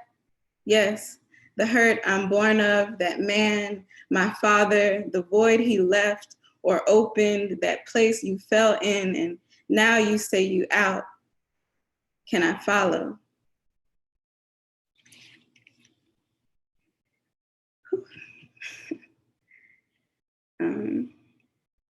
So this poem is about depression. It's called And All the Black Things Cry Sometimes. See, I ain't never really wanted to die, just disappear, just be, without body, without weight, without consequence. I wonder what more there is to specter than scapegoat. What might I feel if free? Is feeling still a Black thing? Am I ever less than the nothing I've been handed? How might I break open the morning in my chest, resigned to the feeling of air against open palm, fingers spread gently, a light kiss of empty. That's how I want to touch you, right, in the place you conjure me. Let's swear solemnly to give up this no good approximation of my worth, no more bids at visibility. Don't see me, I beg, let me rest in peace. Be still, be silent, be tears muffled in asphalt, be the ground, be beneath you. Walk on by, spit a crude blessing, pour some of yourself out for a thing that sounds a little like me, but goes by another name. Ain't even gotta stop breathing, y'all listen. Just let this body be apart from me. Something different, maybe, my own thing. Do my own thing. Let me feel for once, free. Will you miss me? And now that I'm reading it, I think that this poem, Kiki and Elle, was definitely inspired or written around the time that y'all was doing the like niggas waters. I'm messing it up, but y'all know what I'm talking about. They were a part of this really dope like queer arts residency that did this wonderful like multidimensional show. And I think that this poem came out of me. Yeah, the Niggas Speak of Rivers, that's what it was called. So it feels right to read it in this form with you both. I hope I'm good on time. I timed myself this morning, but then right now I was like, I'm gonna just be present. So here we are. And I'm almost done. This next poem is called An Ovulatory, or Fugitivity at the Meeting Place of My Thighs. What sent her running? All of it. Come together and held in this body, a little too much to carry and keep on with nature as usual. So she followed her own North Star and got gone somewhere. Like old Minty's shotgun pressed to the nape of her neck, she leave me here, inspecting all my waters. The moon rises full and new and draws no blood. I scroll myself into a ledger of panic, then set a new course. Bad womb is wound, is handed to me by my mother, is the miracle I birthed myself out of, is my body's refusal, is my invitation away from woman, into beyond, into the black, into women. Black women is we, is co-created against time, is the miracle, the refusal, the invitation.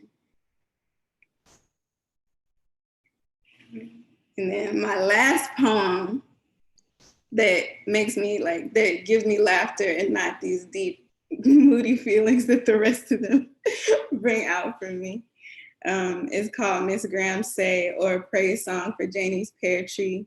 And it's dedicated to Miss Graham, who's like this, like the closest thing I experienced to a grandmother. This woman who like raised me up and never made me feel like a child. Like even now when I think back on our memories, I'm like, wow, like you was talking to me like I was a grown up. So Miss Graham Say, one day the children asked why grandma always sitting on the porch with her legs wide open. And the grown folks answered, she keeping the flies off her watermelon. And I could see her clutching her knees in a fit of laughter, her lips curled to smile, her eyes coy in their gentle humor. I laughed before understanding the joke, this funk, the open leg bait, grandma's body a living thing, its organisms courting other bodies, a sweet lore protecting her fruit. I sit between open legs, other fingers greasing my parts. I inhale deep and don't say nothing. Whole black seeds slip out the side of my mouth, new laughter buzzing about my knees. To memory, I pray a poem to meet my baby cousins in them before the shame, before the too harsh scrubbing and blistered skin, before callous and the simple invasion of disgust, before the snickers and sidelong glances, before she learns herself the disquieting odor of a Bradford pear tree. Let there be the panting breath of the breeze, the dust-bearing bees sunk into the sanctum of a bloom, the ecstatic shiver from root to branch. Let there be truth, funky like how we grow to like it. Let there be a mama who ain't afraid to tell it. Thank you.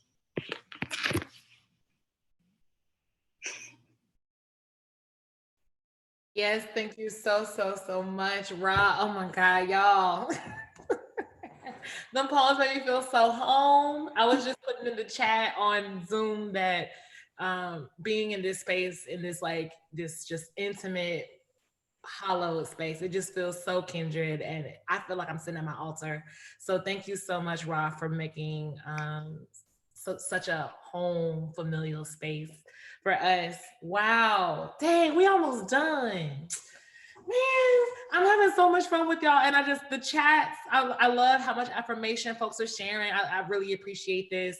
And keep that going, because I can't believe what I'm about to say. We are about to invite our feature to read, to spit, to share, to spiritually imbibe. Y'all, Alexis Pauline Gumbs is a queer, Black troublemaker and Black feminist love evangelist, and an aspirational cousin to all sentient beings. Her work in this lifetime is to facilitate infinite, unstoppable ancestral love in practice.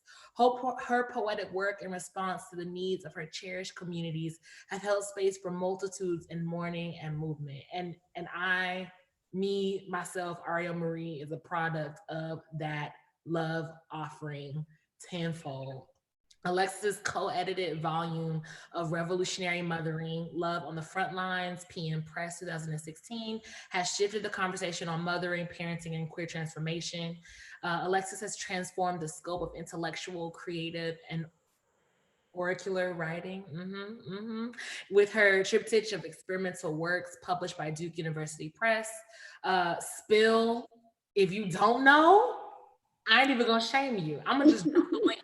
Drop the link, and I ain't got nothing else to say. Spill, Scenes of Black Feminist Fugitivity in 2016. M Archive, After the End of the World in 2018. And forthcoming is Dub, Finding Ceremony, and it's coming really soon, right, Alexis? That's coming out. What's the month that it's coming out again? It's out now. It came out in February. Okay. I was like, I don't have it here, but I really feel like I've already ordered I feel like I have it now.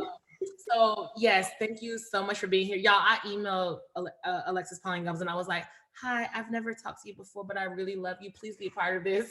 And she was just like, yep, yeah. So we're really excited to have her. If you haven't heard of her work, again, not gonna shame you, just gonna drop them links. But without further ado, I can't wait. Woo woo in the chat, woo woo on YouTube, clap it up, stomp your feet, clap your hands, say hallelujah. Y'all give it up for Alexis Pauline Gumbs. Oh my goodness.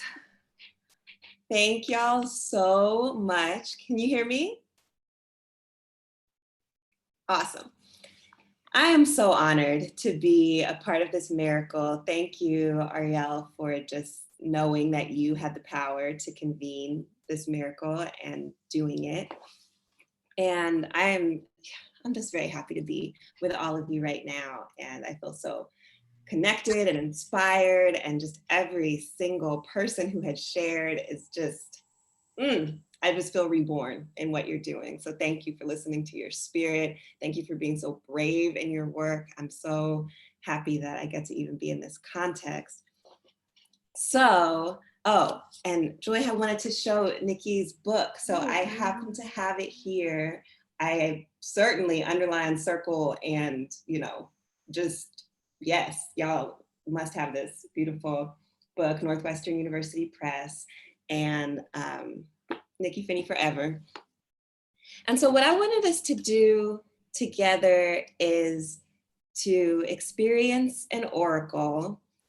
This book, Dub, is, just recently out, and it is an ancestral listening text, and it really is, you could say they're poems, but I experience them as ceremonies, and they're really responding to the work of the great Jamaican theorist Sylvia Wynter, who is asking us to find a new ceremony after humanism.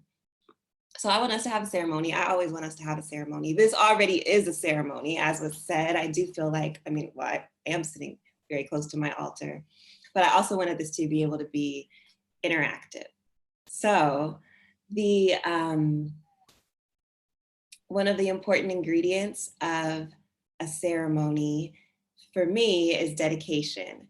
And so I just want you to think, and some of the poets have already done this, you know, like powerfully brought folks into the space who may not be physically participating in the space, but are very much on your heart and on your mind. But think of who it is that you want to dedicate your participation to. It might be an ancestor that you want to listen for. It might be a living person who's part of why you want to learn to listen to your own self even better. It can be anyone except for those of us who are on here. You might not know who all is on here, but who you know of to be on this call, and not you yourself, but any other being besides that is worthy of dedication. And I am dedicating my participation to my mama, Pauline McKenzie. And I'm dedicating to her tonight because I'm just getting to be part of her process of ascending to her more of her wise eldership. And it's really an honor, speaking of the role of the daughter, as Joy was invoking Nikki Finney's work. It's really an honor to get to support her and kind of doula her into her knowledge that she is infinitely loved, not because of what she does for everybody else, but just because. So I'm dedicating this to her because I love her so much. And I'm gonna read this ceremony that comes close to the beginning, but I'm asking you to just type your dedication in the chat while I read this gathering poem. This is a gathering poem for whoever it is that you might want to bring. And please just post them in the chat, whichever chat you're on, if you're on YouTube or if you're on Zoom. If you gathered them, they would be everyone. Gather them. Recognize in them your jawline, your wet eyes, your long-fingered hands seeking what but this multitude. If you gathered them, they would not fit on this island. They would spill back into the ocean whence they came. When you gather them, they will have fins and claws and names you do not know. Gather them anyway. Some will look you in the eye. Some are too microscopic to see. If you don't gather them all, you will never be free. If you gathered them, you could not hold them, scold them, demand back what you think is lost. Gather them today or your soul is the cost. Gather the ones who sold and who bought and who tossed overboard. Gather the erstwhile children in the name of the Lord. Gather the unclaimed fathers, the children. Gather the unclaimed fathers, the ones with guns and with swords. Gather them up with your hands, with your relationship to land, with your chin set. You are not done yet. You never will. Gather them more. Gather them still. They will unfound you and surround you, unfind you and unwind you, travel to you, unravel through your own needle. Gather the thread. Collect your dead. So, the ceremonies that I want us to engage are fueled by questions. So your questions, and there's some categories of questions that I thought about for this moment that we're in. COVID present. I loved how Ross said COVID recent, and I was like, oh, that is the term that we get to cite you, because I think you coined that term, and it is a historic moment of adaptation. And so maybe in relationship to the person who you dedicated to, who's on your heart, maybe just in relationship to what else is there on your heart in this moment. I'm interested in the questions that you have related to your own stillness at this time. There may be a different relationship to stillness emerging for you at this time. There may be an old and familiar relationship to stillness reinforced by the demands at this time. But I want you to think about a question, and you can share it in the chat or not share it in the chat. Hopefully at least one person will share it in the chat, because that's how I'm going to figure out which poem to read. A question you don't know the answer to, you know, like it's part of your breakthrough that's coming up right now. I like to think of these as the Lordian questions in the name of Audre Lorde, those questions that would make our voices shake if we say them out loud. But right now, I'm the only person that has to speak out loud. So be brave with your question. If you want to type it in the chat, you can. And with your question, choose a number between 1 and 6. And that is how I will choose from the 6 ceremonies on staying that I have here in the book for you. So does someone in the chat, I can only see the Zoom chat, but if Ariel, if you want to like copy and paste from the other chat. Yeah, I'll be reposting from both chats. Beautiful. So I love these questions. How many times will home follow me in my stillness? What do you do when you feel you aren't enough? How do I use stillness for reclamation? Am I naive in believing in the liberation of my people? How is it possible to feel so alone and so connected at the same time? How does joy show up now? When will you ever touch someone without keeping one hand in the hole in my heart? So I'm seeing 4 multiple times. And now I'm seeing 3 multiple times. But yeah, let's start with 4. So if you had 4 related to your question,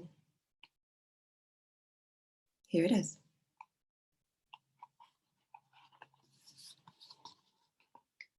Burn the trash.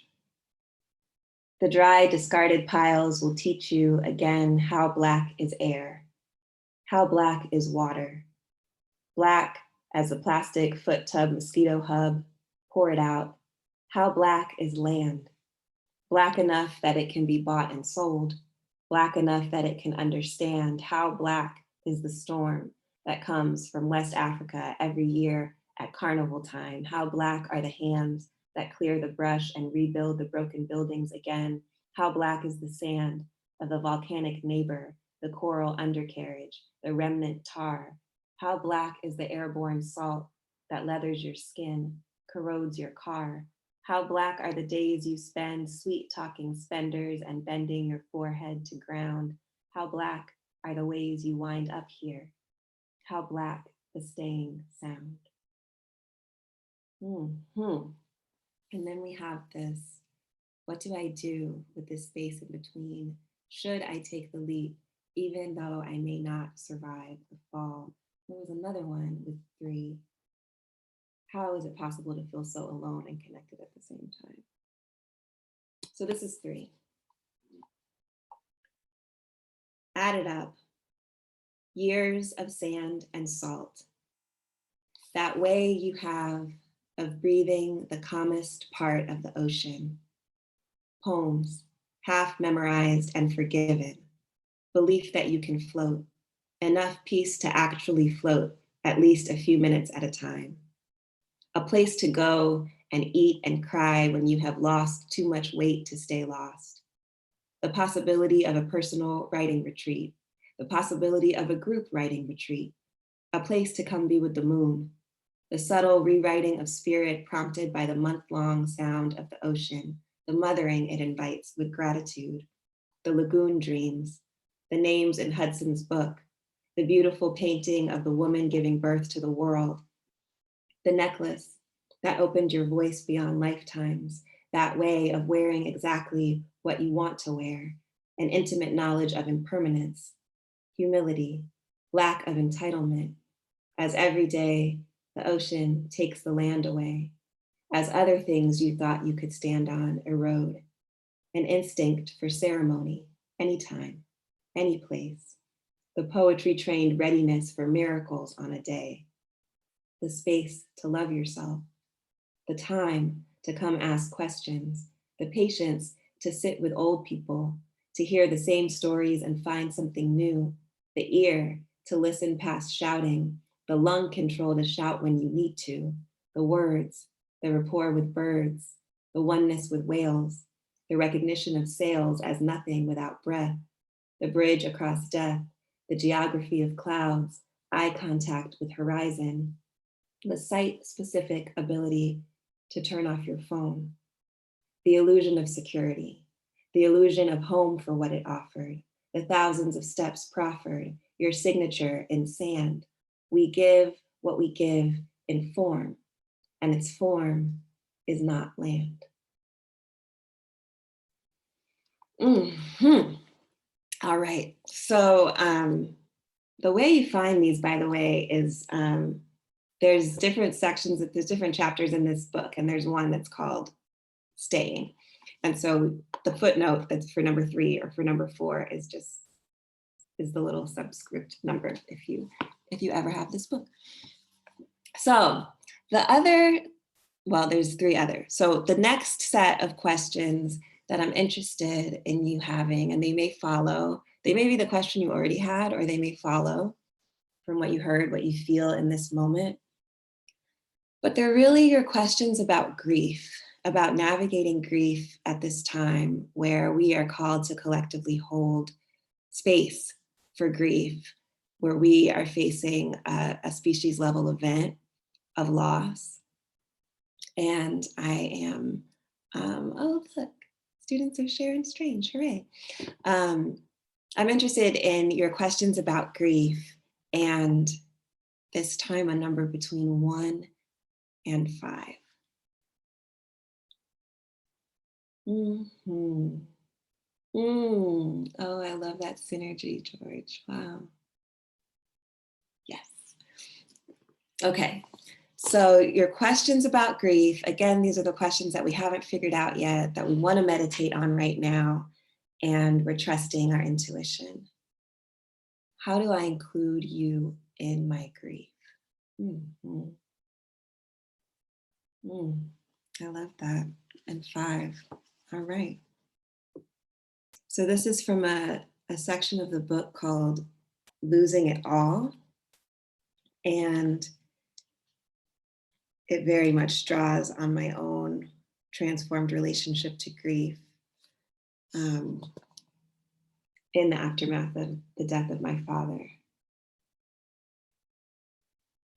How do I bring grief to my work? How is my ability to compartmentalize ruining my journey through my mourning? Will my baby never get to cuddle and play with other babies while they are a baby? How does your heart grow with grief instead of around it? Can I ever understand the world enough to properly mourn it? How do I shy away from wanting to make grief productive? How can I allow myself to grieve without emptying out my spirit? Okay, I see everything but 4. So let's do it. This is 1. Go to the edge. When you get there, dig your heels in. Step back. Kneel down. Lean your lungs over the ledge and scream. Stomach into the void and retch. Hands holding rocks, throw them. Empty out. Breathe. Stay there. Your head as low down as possible until all you can hear is the sound of your breathing, ragged and loud. This is how you know that the edge of the world is not the end. Do you know it? When you know it, turn around. This is 2. Because it is safer, because it would be safer if your skin was airtight, not just some shaking sound. This body, if you could just live in it, it would be simple. If you could just stay inside it and not leak everywhere.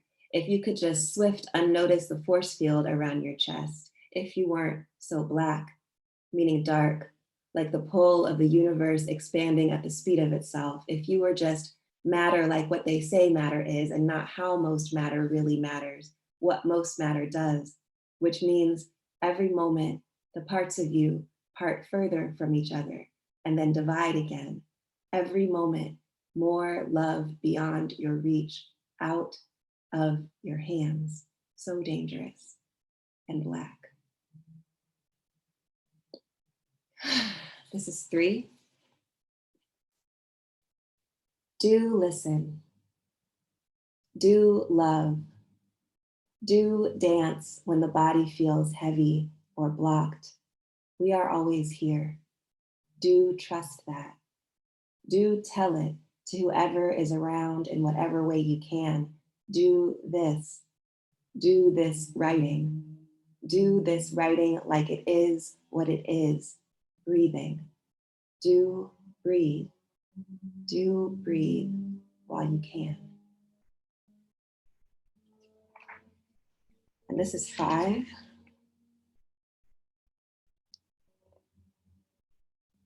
So you listen to us every day, all day, every day. Listen to us even more. So you love the folk always in every way.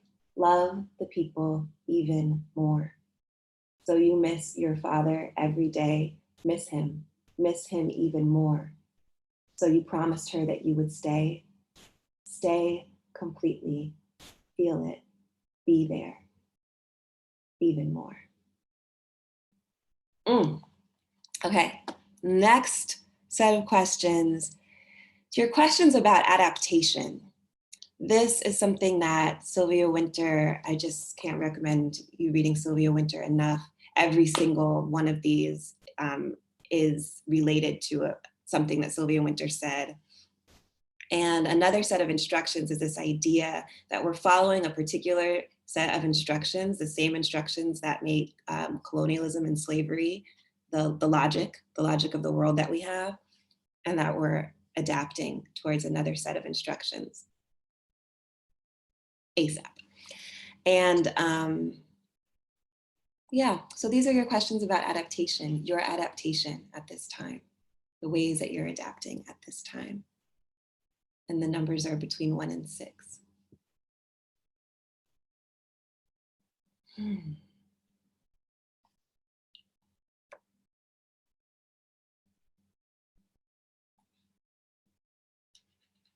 I'm creating more.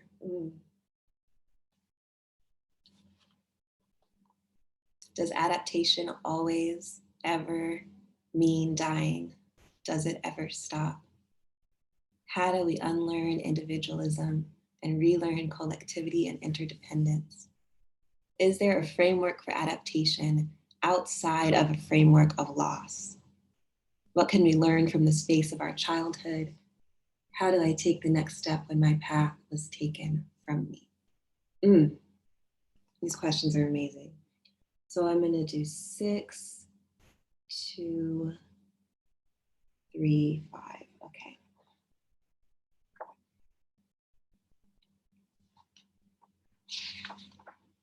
All right, now I'm gonna do 6 last. So I do see this major amount of 6, 2, 3, okay. This is 2. If you can use both hands, use both hands. Knowing is not given, it is made. You can make it out of cornmeal or flour, preferably, out of dirt or fertilizer if you have to.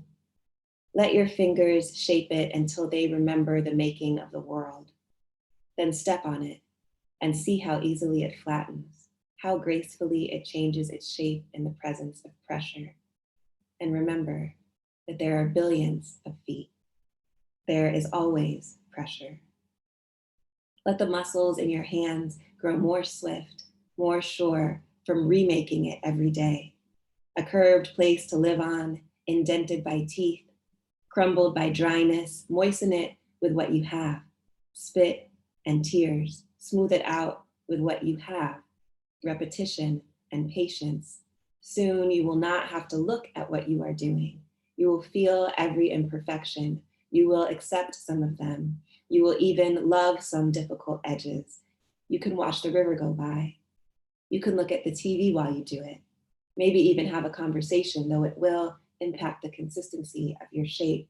But if you can, Use both hands. Okay, there were some 3s. How do you ground down when the ground is always moving? How do I adapt to a world that exists for a world that I believe in? This is 3.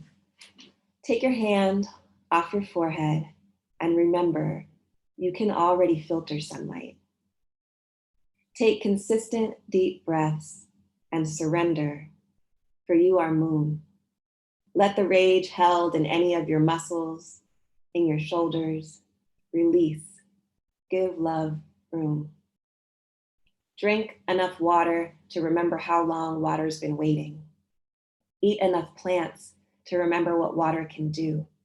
Let the fear in your hands go back where it came from. Clean the room. Call the people you've been thinking about calling.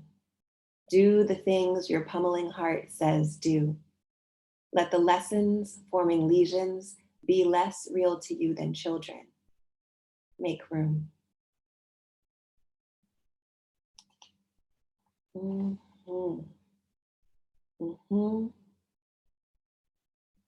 Okay, this is 4.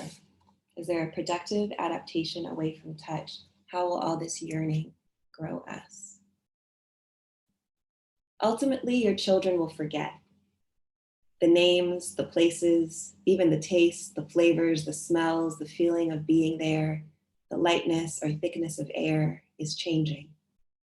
Ultimately, they will too.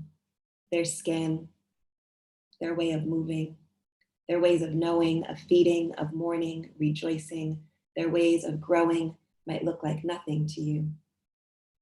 Ultimately, your children will remember the sounds, the setting, the faces, even the waste, the saving grace, the hells, the peeling of breath from air, the rightness or wrongness, the glare is wide ranging. Ultimately, they will do their kin, their ways of smoothing, their ways of sewing, of feeling, of mourning choices, their ways of glowing, you might recognize. That's kind of a palindrome too, but badly behaved. And so many people did 6. Okay, so here's 6. And I love all these questions. How do we take the fires of this rage and hammer them into change? Stomp until it become dance. Stomp until it be. Come dance. Wake us with your feet. We live in your hips. Wake us with your hips. We live in the ground. Keep dancing with the wake in your waist and follow. We will tell you where to go. Cleanse. Your sweat an offering, your salt a memory, your return to water long awaited. Wash like no one's watching. Wash like everyone's waiting. Wade like you know trouble, where it waits and how it watches. Drink from upstream. Stack them. Stack your sisters, stack your sayings, stack the stolen stuffy days, stack the secrets, stack the staying and stand back. Look at the cost. Long for the lost. Scream as loud as you want and curse like a prayer. Braid it into your hair. Let it cut through the air and your fingertips. Put your hands to your lips to remember the blood. Okay, good. Now scream as loud as you should. Put your hands on your belly and breathe. Keep your hands on your belly and grieve.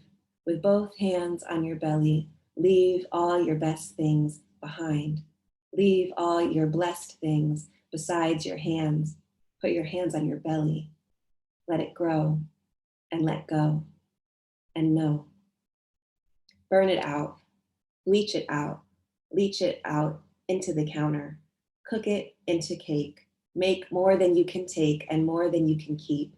Refuse to weep, forget to sleep. Wake up to pray, clean out the day with rum and rose water. Grow hibiscus and dodder where it is said they should not grow. Burn and know. Help. Help until you can't help it. Help until you hurt. Hurt until you can't heal anymore. Then work. Work until you can't worry. Work until you can't wait. Work until you get weary with wisdom and hate. Hate until you can't hear it. Hate until you can't not. Hate until you hear whispers. Listen until you get caught. Catch until you catch feelings. Catch until you catch up. Lift until you find feelers under the muck. Muck until you make meaning. Mean until you make more. Move until you can't mean it. Then sit down at the door. Sit, and the singing surrounds you. Sit in the steady screams. Stay and listen behind it for all the stars and the whales and the dreams. Stay for the songs that find you. Stay for the smallest sound. Stay your behind right here and sit directly on the ground. Open your mouth. Now give us what you found. Okay, so thank you all so much for participating in that ceremony. I just want to read one from M Archive. Where did I even put it? Oh, yeah, here it is. Yeah, this is just one page of this book that I find it important to read in this moment. And I'll put some links in the chat too in a second, because I'm doing an oracle reading just from M Archive, because people keep messaging me about, because it's about after the end of the world. They're like, how come this has things in it that we're going through right now? Because, you know, our ancestors are helping us out. But this is from the Archive of Fire in M Archive, and all of these are referring back to the great M. Jackie Alexander, also incredible theorist. Her book, Pedagogies of Crossing, is priceless. Okay, so think of this as just the closing prayer for this section of ceremony. So grateful for your open heart, your brilliant questions, real questions, you know, those ones we get to ask when we're in a supportive space, knowing that we'll continue to be able to meditate and be in our process. Excited for everything that y'all are gonna write. And shout out to Spelman College is welcome in this moment and all moments. Okay. They looked each other in the eyes every time and did not leave each other without singing a prayer, the name or the wish. They learned to add touching hands into the ritual, a tradition newly sacred after the memory of the epidemic. And of course, none of this would have been possible if they didn't remember to look themselves in the eye every morning, or to chant the name of the prayer, or to track their dreams for keeping and sharing. There is a sacredness to every day, every time. It means again and again. It means all of us. It means this moment, this time, you and me, we're here, which was something they would never again take for granted. Thank y'all so much. Honored and grateful to be here. Infinite love to each of you.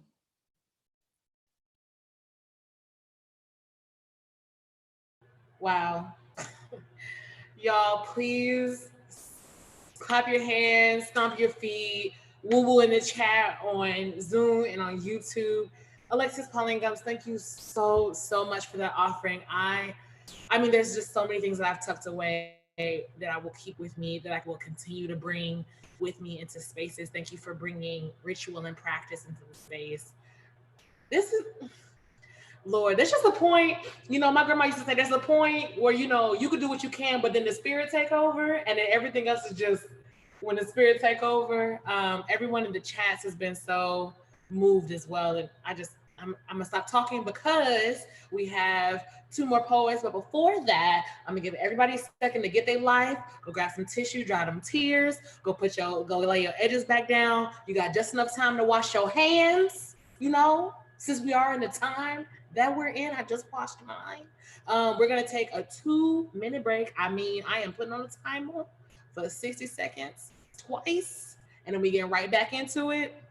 So grab a snack, feed yourself, hydrate yourselves. My friend Sophia, who is on the chat, would say, drink some water, beloved, drink some water. And we'll see y'all back in 120 seconds.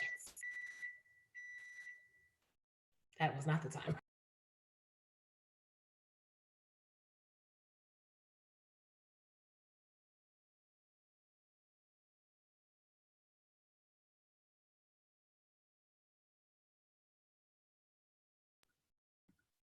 While you're waiting, you all, I'm gonna put all of the Cash App information, all the Venmo information in both chats, both on YouTube and Zoom, for all of the readers who have read tonight or who will be reading for our final two authors.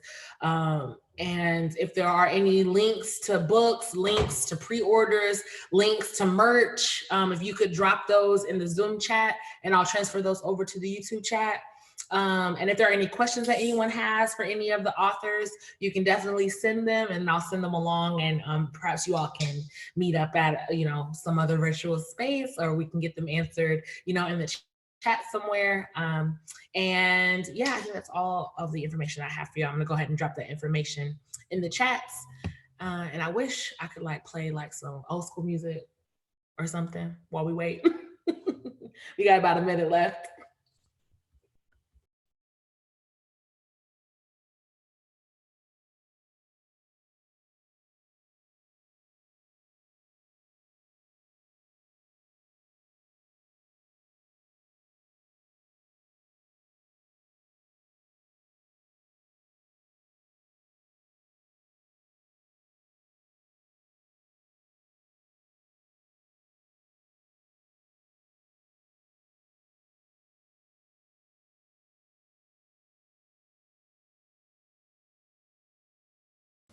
Hi, Joy. Hi, Torin.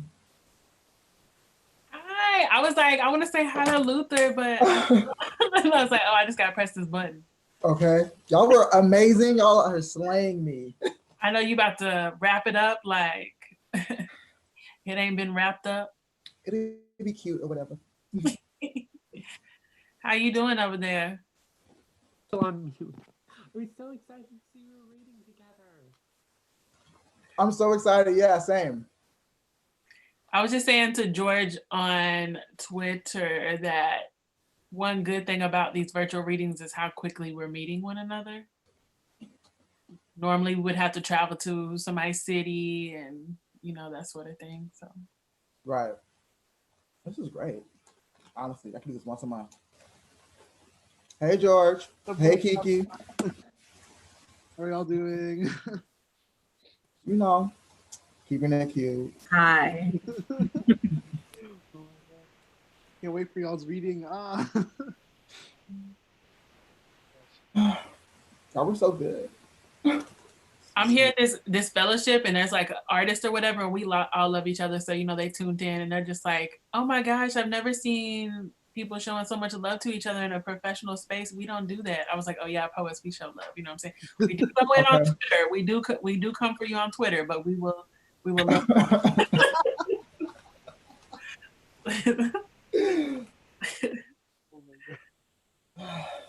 Wait, is this public to the whole chat or to the whole? I think so. Fantastic, love it. You see all the comments coming like, yes, we do. Yeah. Oh God. The backstage mic. That's the Biden mic. That's the Obama and Biden mic. We back at it. All right. Hey, y'all. I was not into everything. I was like, Joy, that's right. Thank you all for taking a quick break. I hope you got a second to wash your hands, grab something to eat, something to drink, something to imbibe upon. We have 2 more poets and then we out this thing until tomorrow night. I'm so excited because we just, the heat just keep coming. The heat don't quit. Dang, y'all good. Y'all just good. Shit. First up is Kiki Nicole, who is an amazing, amazing writer. You heard their bio, you know where to buy their things. I won't say what's already been said. So woo-woo in the chat. Y'all already know, come on, y'all know the deal by now. Woo-woo in the chat, snap it up, clap it up, stomp it up for Kiki Nicole. Hi. Can everyone hear me okay? Okay. I feel very, very nervous, but like in a very good way. This is definitely my first reading and I don't know how long, and I definitely just had to poop on that break. So let's take a deep breath. If everyone wants to do that with me, I think that'd be great. If we can breathe in for 4 counts, hold it for 5, and then exhale for 5. So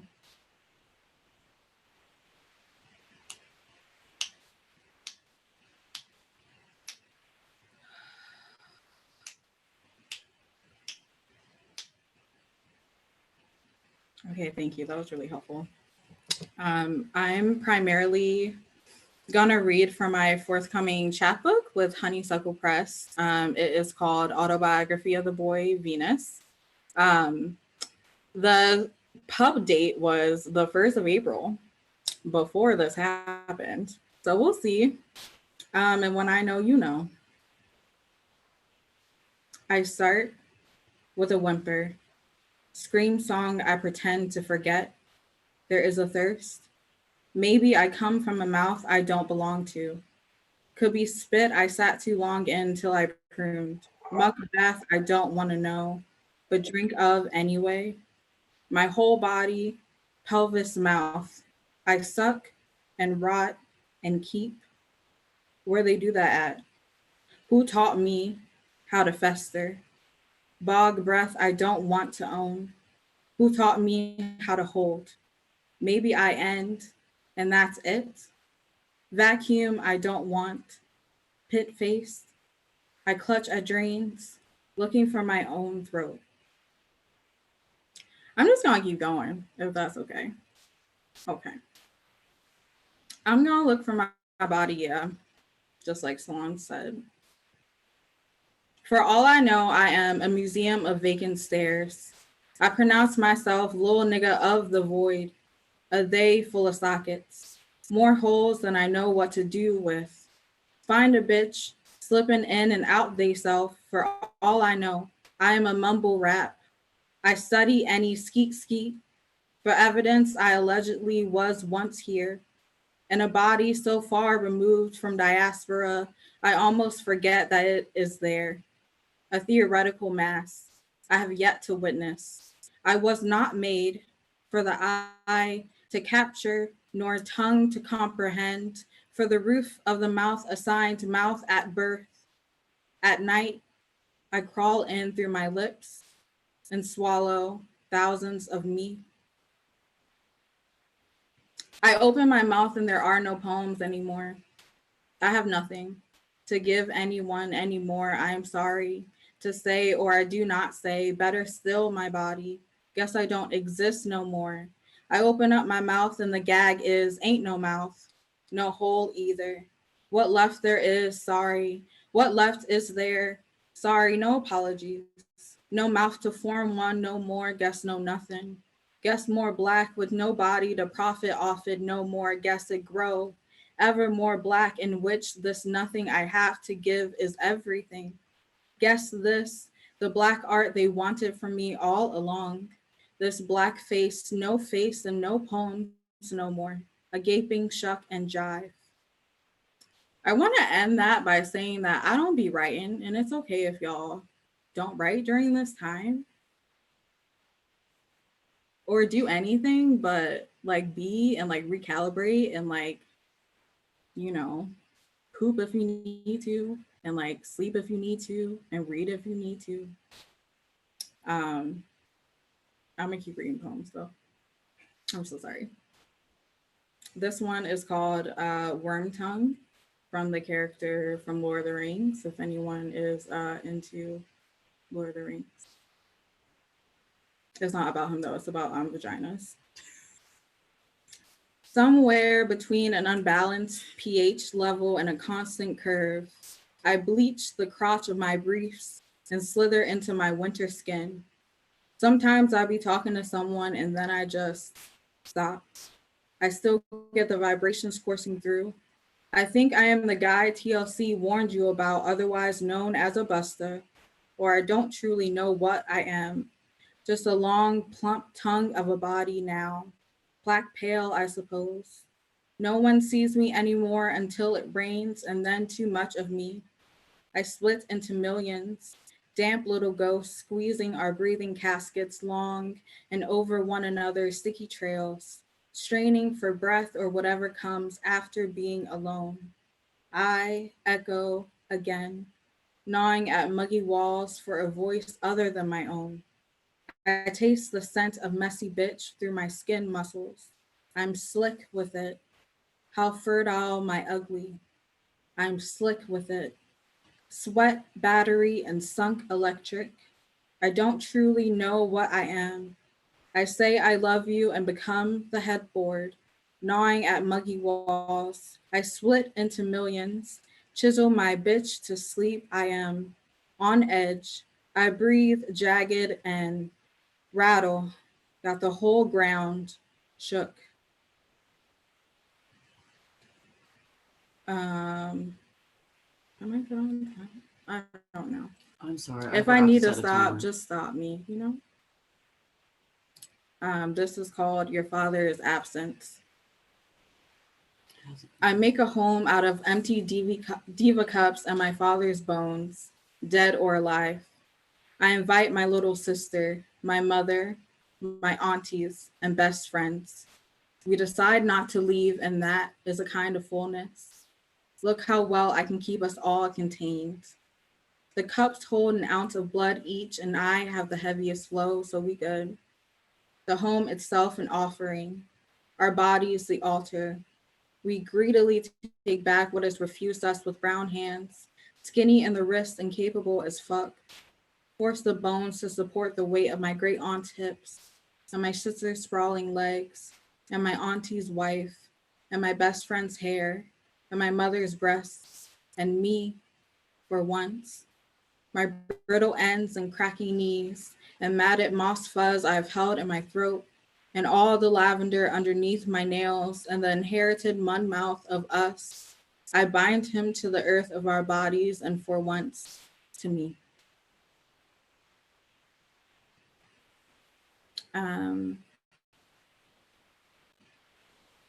I'm gonna end it with this one, which is the last poem in my chapbook.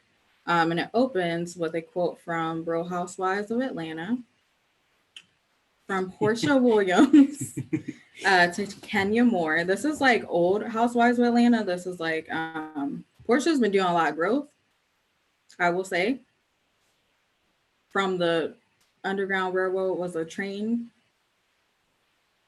This is from back then. She said, "Honey, your vagina is so rotten, no one will claim you." Peep the solo birth, a love letter to incubation.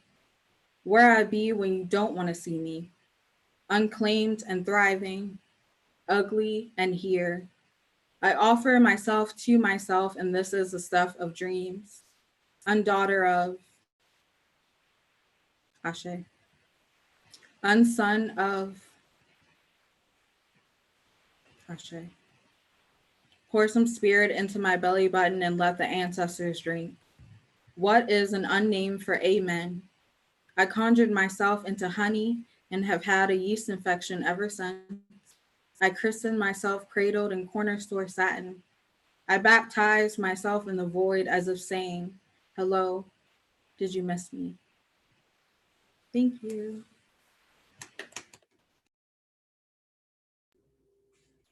Wow, thank you so much. My partner joined us to hear the poems, and Kiki, thank you so much for that. The humor, the range, the gravity, the depth, the layers. We don't deserve. Thank you so much. And you all, if you are as moved as shook, somebody just saying hey to you in the chat. There, if you are as moved as shook as I am listening to Kiki, then please go ahead and drop a little something if you can. Their Venmo is Kiki-Nicole. And I have all of their Cash App information also in the chat. I believe it's the little money sign. What is that? What did I just do? Kiki Ledbetter. And then PayPal is Kiki Nicole, if you can. And also Alexis Pauline Gums. And I forgot, I was so moved. I was just so like broken open and tender that I forgot to say, please, if you can, send some love to our feature. Hi, Baldwin. Some love to our feature. And their information is also in the chat so that you can go ahead and slide them a little something. I say all that to once again remind you, but also you might notice that our final reader doesn't have any information up, and that is for a very specific reason. Luther Hughes is donating their time tonight. Thank you so much, Luther. And if there is anything that you do want to throw Luther's way, because they about to I had to write my edges down because I already knew, okay? But if you do want to throw something Luther's way, please give. They have a fund up for writers of color, BIPOC, Black, Indigenous, POC folks who are writers and poets, and they're doing an entire crowd fund for them. And then more information will be up about that in the chat. I'll drop that link for y'all too, both on YouTube and on Zoom. I'm gonna stop talking now. It's the last reader of the night. I'm a little sad because it's over. Everybody, stomp your feet, clap your hands, throw something, slap it back, woo woo in the chat. Thank you so much for Luther Hughes, y'all. Give it up. Can y'all hear me? Yeah. Cool. Oh, I don't want to see myself as reading myself. Hold on. Awkward. Okay. Inside the river I covet. The moon, too soon on its last leg, drunk on the smallness spring breaks, beetles beside us, while we watch Monica hoop with Quincy in his dorm room, on TV, muted, bumping its head to what we listen to. Girl, you look good, won't you back that ass up? You a fine motherfucker, won't you back that ass up? Then the curt smell of cigarette smoke, he exhales, soaks the room in a whisper. The silence splays open and Monica scores. I ask him why he moved to this city, take a swig of the whiskey I brought in a nameless bottle, nearly a memory of itself. To get away from my ex, he shifts in his skin. He was crazy as hell. After promising myself I wouldn't, grab his pack of cigarettes, smack, smack, smack against my palm. Here, let me light it for you, he says. And the bluebird in his eyes scream, sweetens the nicotine pirouetting in my lungs as, from outside, your neighbor? I ask. He nods. A man yells, why am I always the last one on your list? Whatever is in the air settles. How will I tell him I came to receive his cruelty? Another swallow of whiskey wings my body and I look at him. He is silken and domestic, shirtless. Was your ex black or white? And he is calm as he expels black. I only date black men. I wanted more than anything to spoil beneath the splinter, the long-tongued thorn.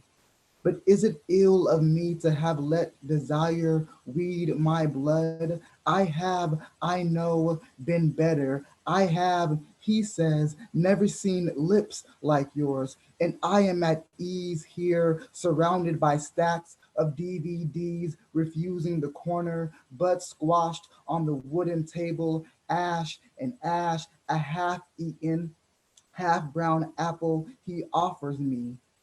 And we monkey into the shower. How skillful the steam outlines our bodies as he forces the shower head up my ass. You'll be so clean, he says. I will trust, be clean enough for him to whittle inside me. Clean me, oh Lord, like light from a train threading through its way in April's green faith. back on the couch, river dry, and rested under the song, let me lick you up and down till you say stop. His fingers branch around my waist. I become only that, his honeyed hunger, his in too deep voice saying, you like daddy inside you, his spit and purr and butter, his snake at the neck of my blackness, my blackness. Um, so first of all, shout out to Ariel for like doing this whole shit, right? Like this is mad wild. Shout out to y'all, the people who are read, like, that was so dope. I'm low-key just how dope y'all are. Like, y'all tore the house down for me. Cool. If you're keeping track of poems I'm reading, I have 4 more left. So you know, yeah, they gay and shit. The Death of a Moth. You know the story before I tell it. Black and already a hollowed pocket watch, already thug boned, nuisance lipped, white woman smiled. In this one, yes, the cop pulls us over. You don't have to ask. They were, and the car's tail light decayed, or we ran the stop sign, or we was too black, too full, joyful. But would you blame us? Having held desires, whipped cream on our tongues only a few drinks earlier. In this one, he wears an olive sweater and smells of someone's daddy's cologne, masking the afterness of Colt 45. In this one, the city sits in the middle of the furnace's bare chest. It's summer and has been a haircut too long. The trees wipe their foreheads of moonlight. The shared cup of water between us is sweating. Where y'all heading to? She asked, dim flashlight steadying on the lip of the cup. To his place on 107. He looks at me. Was his eyes this copper glossed in bed earlier? Cheeks doused with good soil? How long have I been wasting my life not noticing the brown things bearing fruit before me? You know one of your taillights is out? She sighs. See, I told you. He chuckles. Yeah, my aunt told me to get it fixed yesterday. You might know her. Officer Cookie? And this one, my friend, can I call you that? She knows her. Oh yeah, brown hair, freckles. He nods and chuckles, and I hate him. All his teeth that buzzes gently when he laughs, the cinnamon in his voice. But why? What did I want tonight? Did I want to die here in the thick throat of summer? No.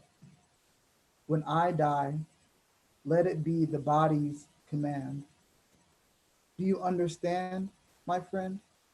When I die, it will be of nature's sweet script.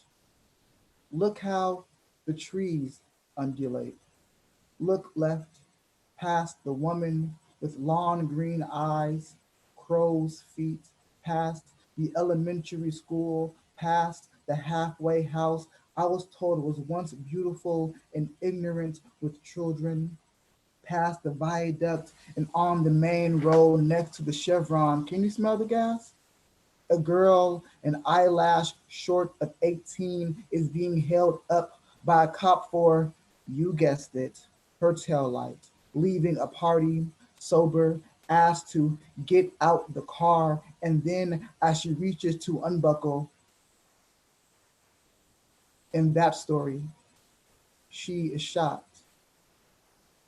In this one, our cop, hems and haws, is leaving.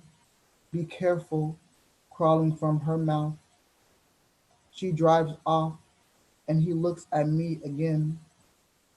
There go his eyes, so muddy now. Can you do me a favor? He sprinkles before taking my hand into his hand. Before I agree, he breathes. Can you get out and check my taillight?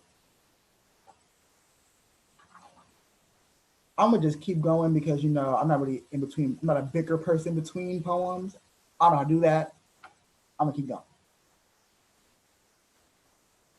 The dead are beautiful tonight. Before that, I want to say, I really love crows. Like, I really love crows. So this is one of many poems about crows. FYI. Actually, the next two have crows in them, just so y'all know. Cool. That's out the way.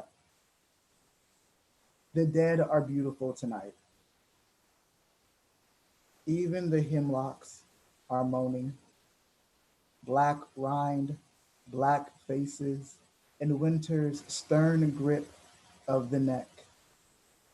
They say it's the worst one yet, but they've all been the same.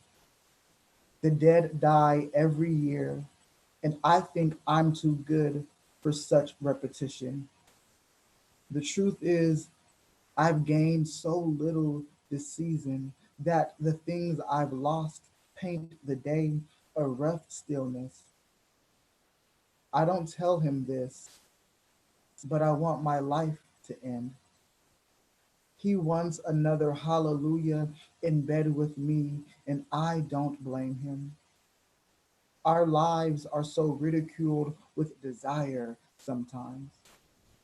I used to want the romance of hemlocks, the subtle blue conversation between the sky and crows. I can't help but study things that bear my resemblance, and that makes me selfish. But the crow, headless in the bush, has been there all week. And if I can't bring it back to life, what else am I supposed to do? So much is my want for everything black around me to live. Where does want get me?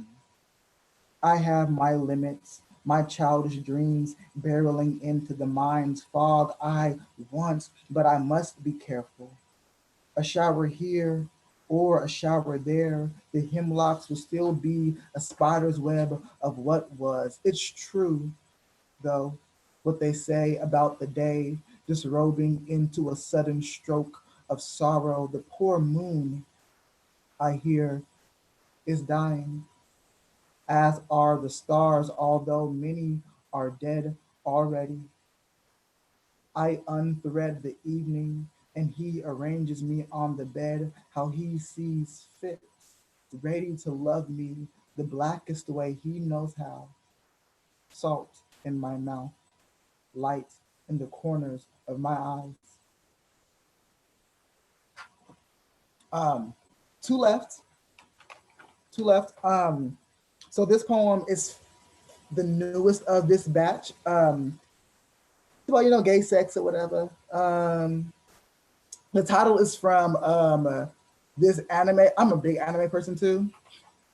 So the title's from an anime called Given, which is about gay people. But the poem is not about the anime, but just know the title is from that anime. You know, illusion, the whole work people be doing. You know. Okay. Given. And it's short and cute. Okay, given. To slave, to mule a word, I fall deeper into him as he into me. And for brief breaths, it was just us, bound, stupid stallions laved in love, twisting into each other as he strokes, then settles. He is watching me, holding me there as the sun, familiar now with our mythology, careens into the wicker of trees, casting pink and orange and amber, casting what some have gossiped as wonder, or a type of wondering that makes the crows allay their blackness.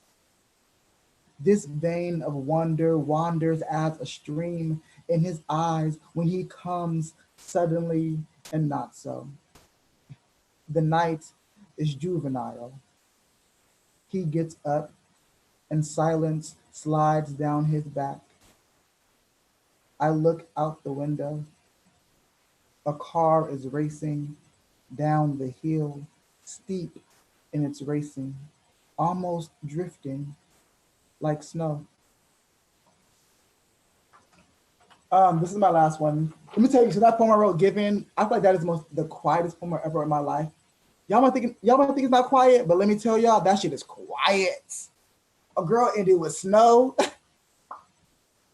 I feel like I did that, y'all. I'm letting you know. I took my own horn, a little toot myself. Okay. Before I end the night, I just want to just little cheers to y'all for watching and doing the things and being great. And come on. Come on. Y'all so great. This last poem, between me and y'all listening, it is the title poem of my manuscript that I'm working on. It's not forthcoming anywhere, so I'll relax.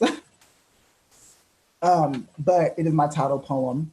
A little background on the poem, which is not necessary at all to understand the poem, literally at all, but you know, it's my time to shine, so I'm gonna talk about it. I had this dog named Beethoven at 5 years old. And Beethoven, after the movie Beethoven, the big old Saint Bernard, this poem is technically for the dog, but the title "Stay Safe" comes from I don't know if y'all know this, but a lot of Black communities say "stay safe" when you're like leaving places as like a covering spell over people, and like it's just like a you know little stay safe. And my dad always told me that wherever I was at, just to stay safe. So that comes directly from my father. Stay safe, and you know, you hear it all. Shit, cool. Thanks again for being great and listening to me ramble. Stay safe. The dog outside won't stop swallowing the city with its harping. Sooner or later, some good citizen will peek through their blinds, asking themselves about the fuss, wanting to know what cruel somebody abandoned such loyalty. Some golden retriever, some snip-tailed Rottweiler, who knows? Next to me, he is asleep, the one I love, the one who promised me a dog in the long seasons to come. He says, when the sun is at its most weary, when the sky collapses into the cascades, when the wounds of autumn vanish into miles of snowy flesh, then the truth is, who knows what will happen to either of us? We are always one bullet away from the graveyard, a murder of memorial hymns. And if that's the room we've been born into, then why do the sparrows break the morning with song? Why do the fir trees fight bark and roots for their green? Sometimes I hear the earth's sunken voice saying, come home, come home. And who am I to argue with the one who has given us so much, but dear, eager earth? I want him to live forever. I want the dog outside to have met my dead dog. I hardly think of him, of how our neighbors shouted at us to shut him up. One day they did it for us, poured searing water onto his body. The grass around him became shredded hairs. The bees fevered and worried. I watched what happened to an animal unwelcome, undeserved. When I tell him this, as he armors himself for the day, he says that will never happen again. Oh, to be as certain as wind. Not true, I want to say, but I can't have everything. I can't have the yellow from the small patch of dandelions, can't have the echo of laughter rolling over rooftops, over the hush of engines and bicycle bells, can't bring the dead back to life. We won't live forever, But I am afraid some wrong citizen will mistake him for a scar on the neighborhood. They will take him from me. I settle with a covering spell. Stay safe. He walks out the door and into a spray of sirens. Thank you. Thanks, y'all.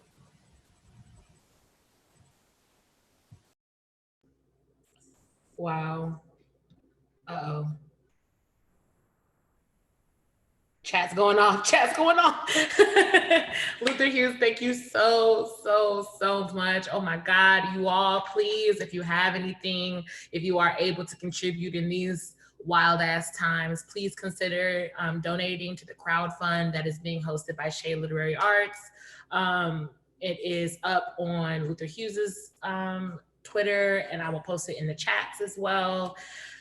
I'm so sorry. I have to apologize to y'all. That's it. That's the last one. Uh-oh. Luther, you the spotlight. Hold on. Hold on. There we go. Sorry, y'all. There I am. Hi. Yeah, that's our entire list. But please show your love for all of these readers in the chat. Woo, snap, clap, stomp, throw your wig. I know I did. I wasn't even wearing one. I found one to throw. I just want to say thank you so much to everyone. I want to say thank you to Gia, who was our opener. Thank you to George. Thank you, Torrin. Thank you, Joy. Thank you, Ramalika. Thank you, Alexis Pauline Gums, our feature. My God. Thank you so much, Kiki. And thank you, Luther. And thank all 76 people who are still kicking it with us on YouTube and on Zoom. You all, this is the first of the quarantine reading series. I hope that you have found something to hold on to in these times. I hope that you have found something to ground you and to move you through the unknown. We are not moving as one person, we are moving together. And if anything has proved it, it's this fantastic reading tonight. My background is in community organizing, and I know that we don't do our work for the silos, we do our work for the gathering at the center. And so I'm really appreciative for everyone who has gathered with us tonight. If you have it in you, if you still have strength to gather again, we're doing this again tomorrow night. Our features tomorrow night is Hanif Abdurakib, which I don't even know how any of this happened. My phone was hacked. I don't get it. But if you can join us, please do. We have another lineup of readers. Some of our readers who are here tonight will be in the building tomorrow, listening and watching along with y'all, turning up in the chat. Thank you everyone who kept us uplifted in the chats. I don't know how to say goodbye. That is not a strong suit of mine. So I'm just gonna say thank you again 1,000 times over. Reach out to people if you need them. Don't think that you're alone in this. You have folks around you. You have me, you have us. Wash them hands, okay? And I can't wait to see y'all again. Hopefully tomorrow or Friday, but if not, somewhere soon. All right, y'all be safe wherever you are. And we'll see y'all tomorrow, or we'll see y'all again some other time. All right, good night, everybody. Thank you, panelists or readers. Thank you, Alexis. Thank you, everyone. Follow each other on Twitter. Do the thing that we do. Yes.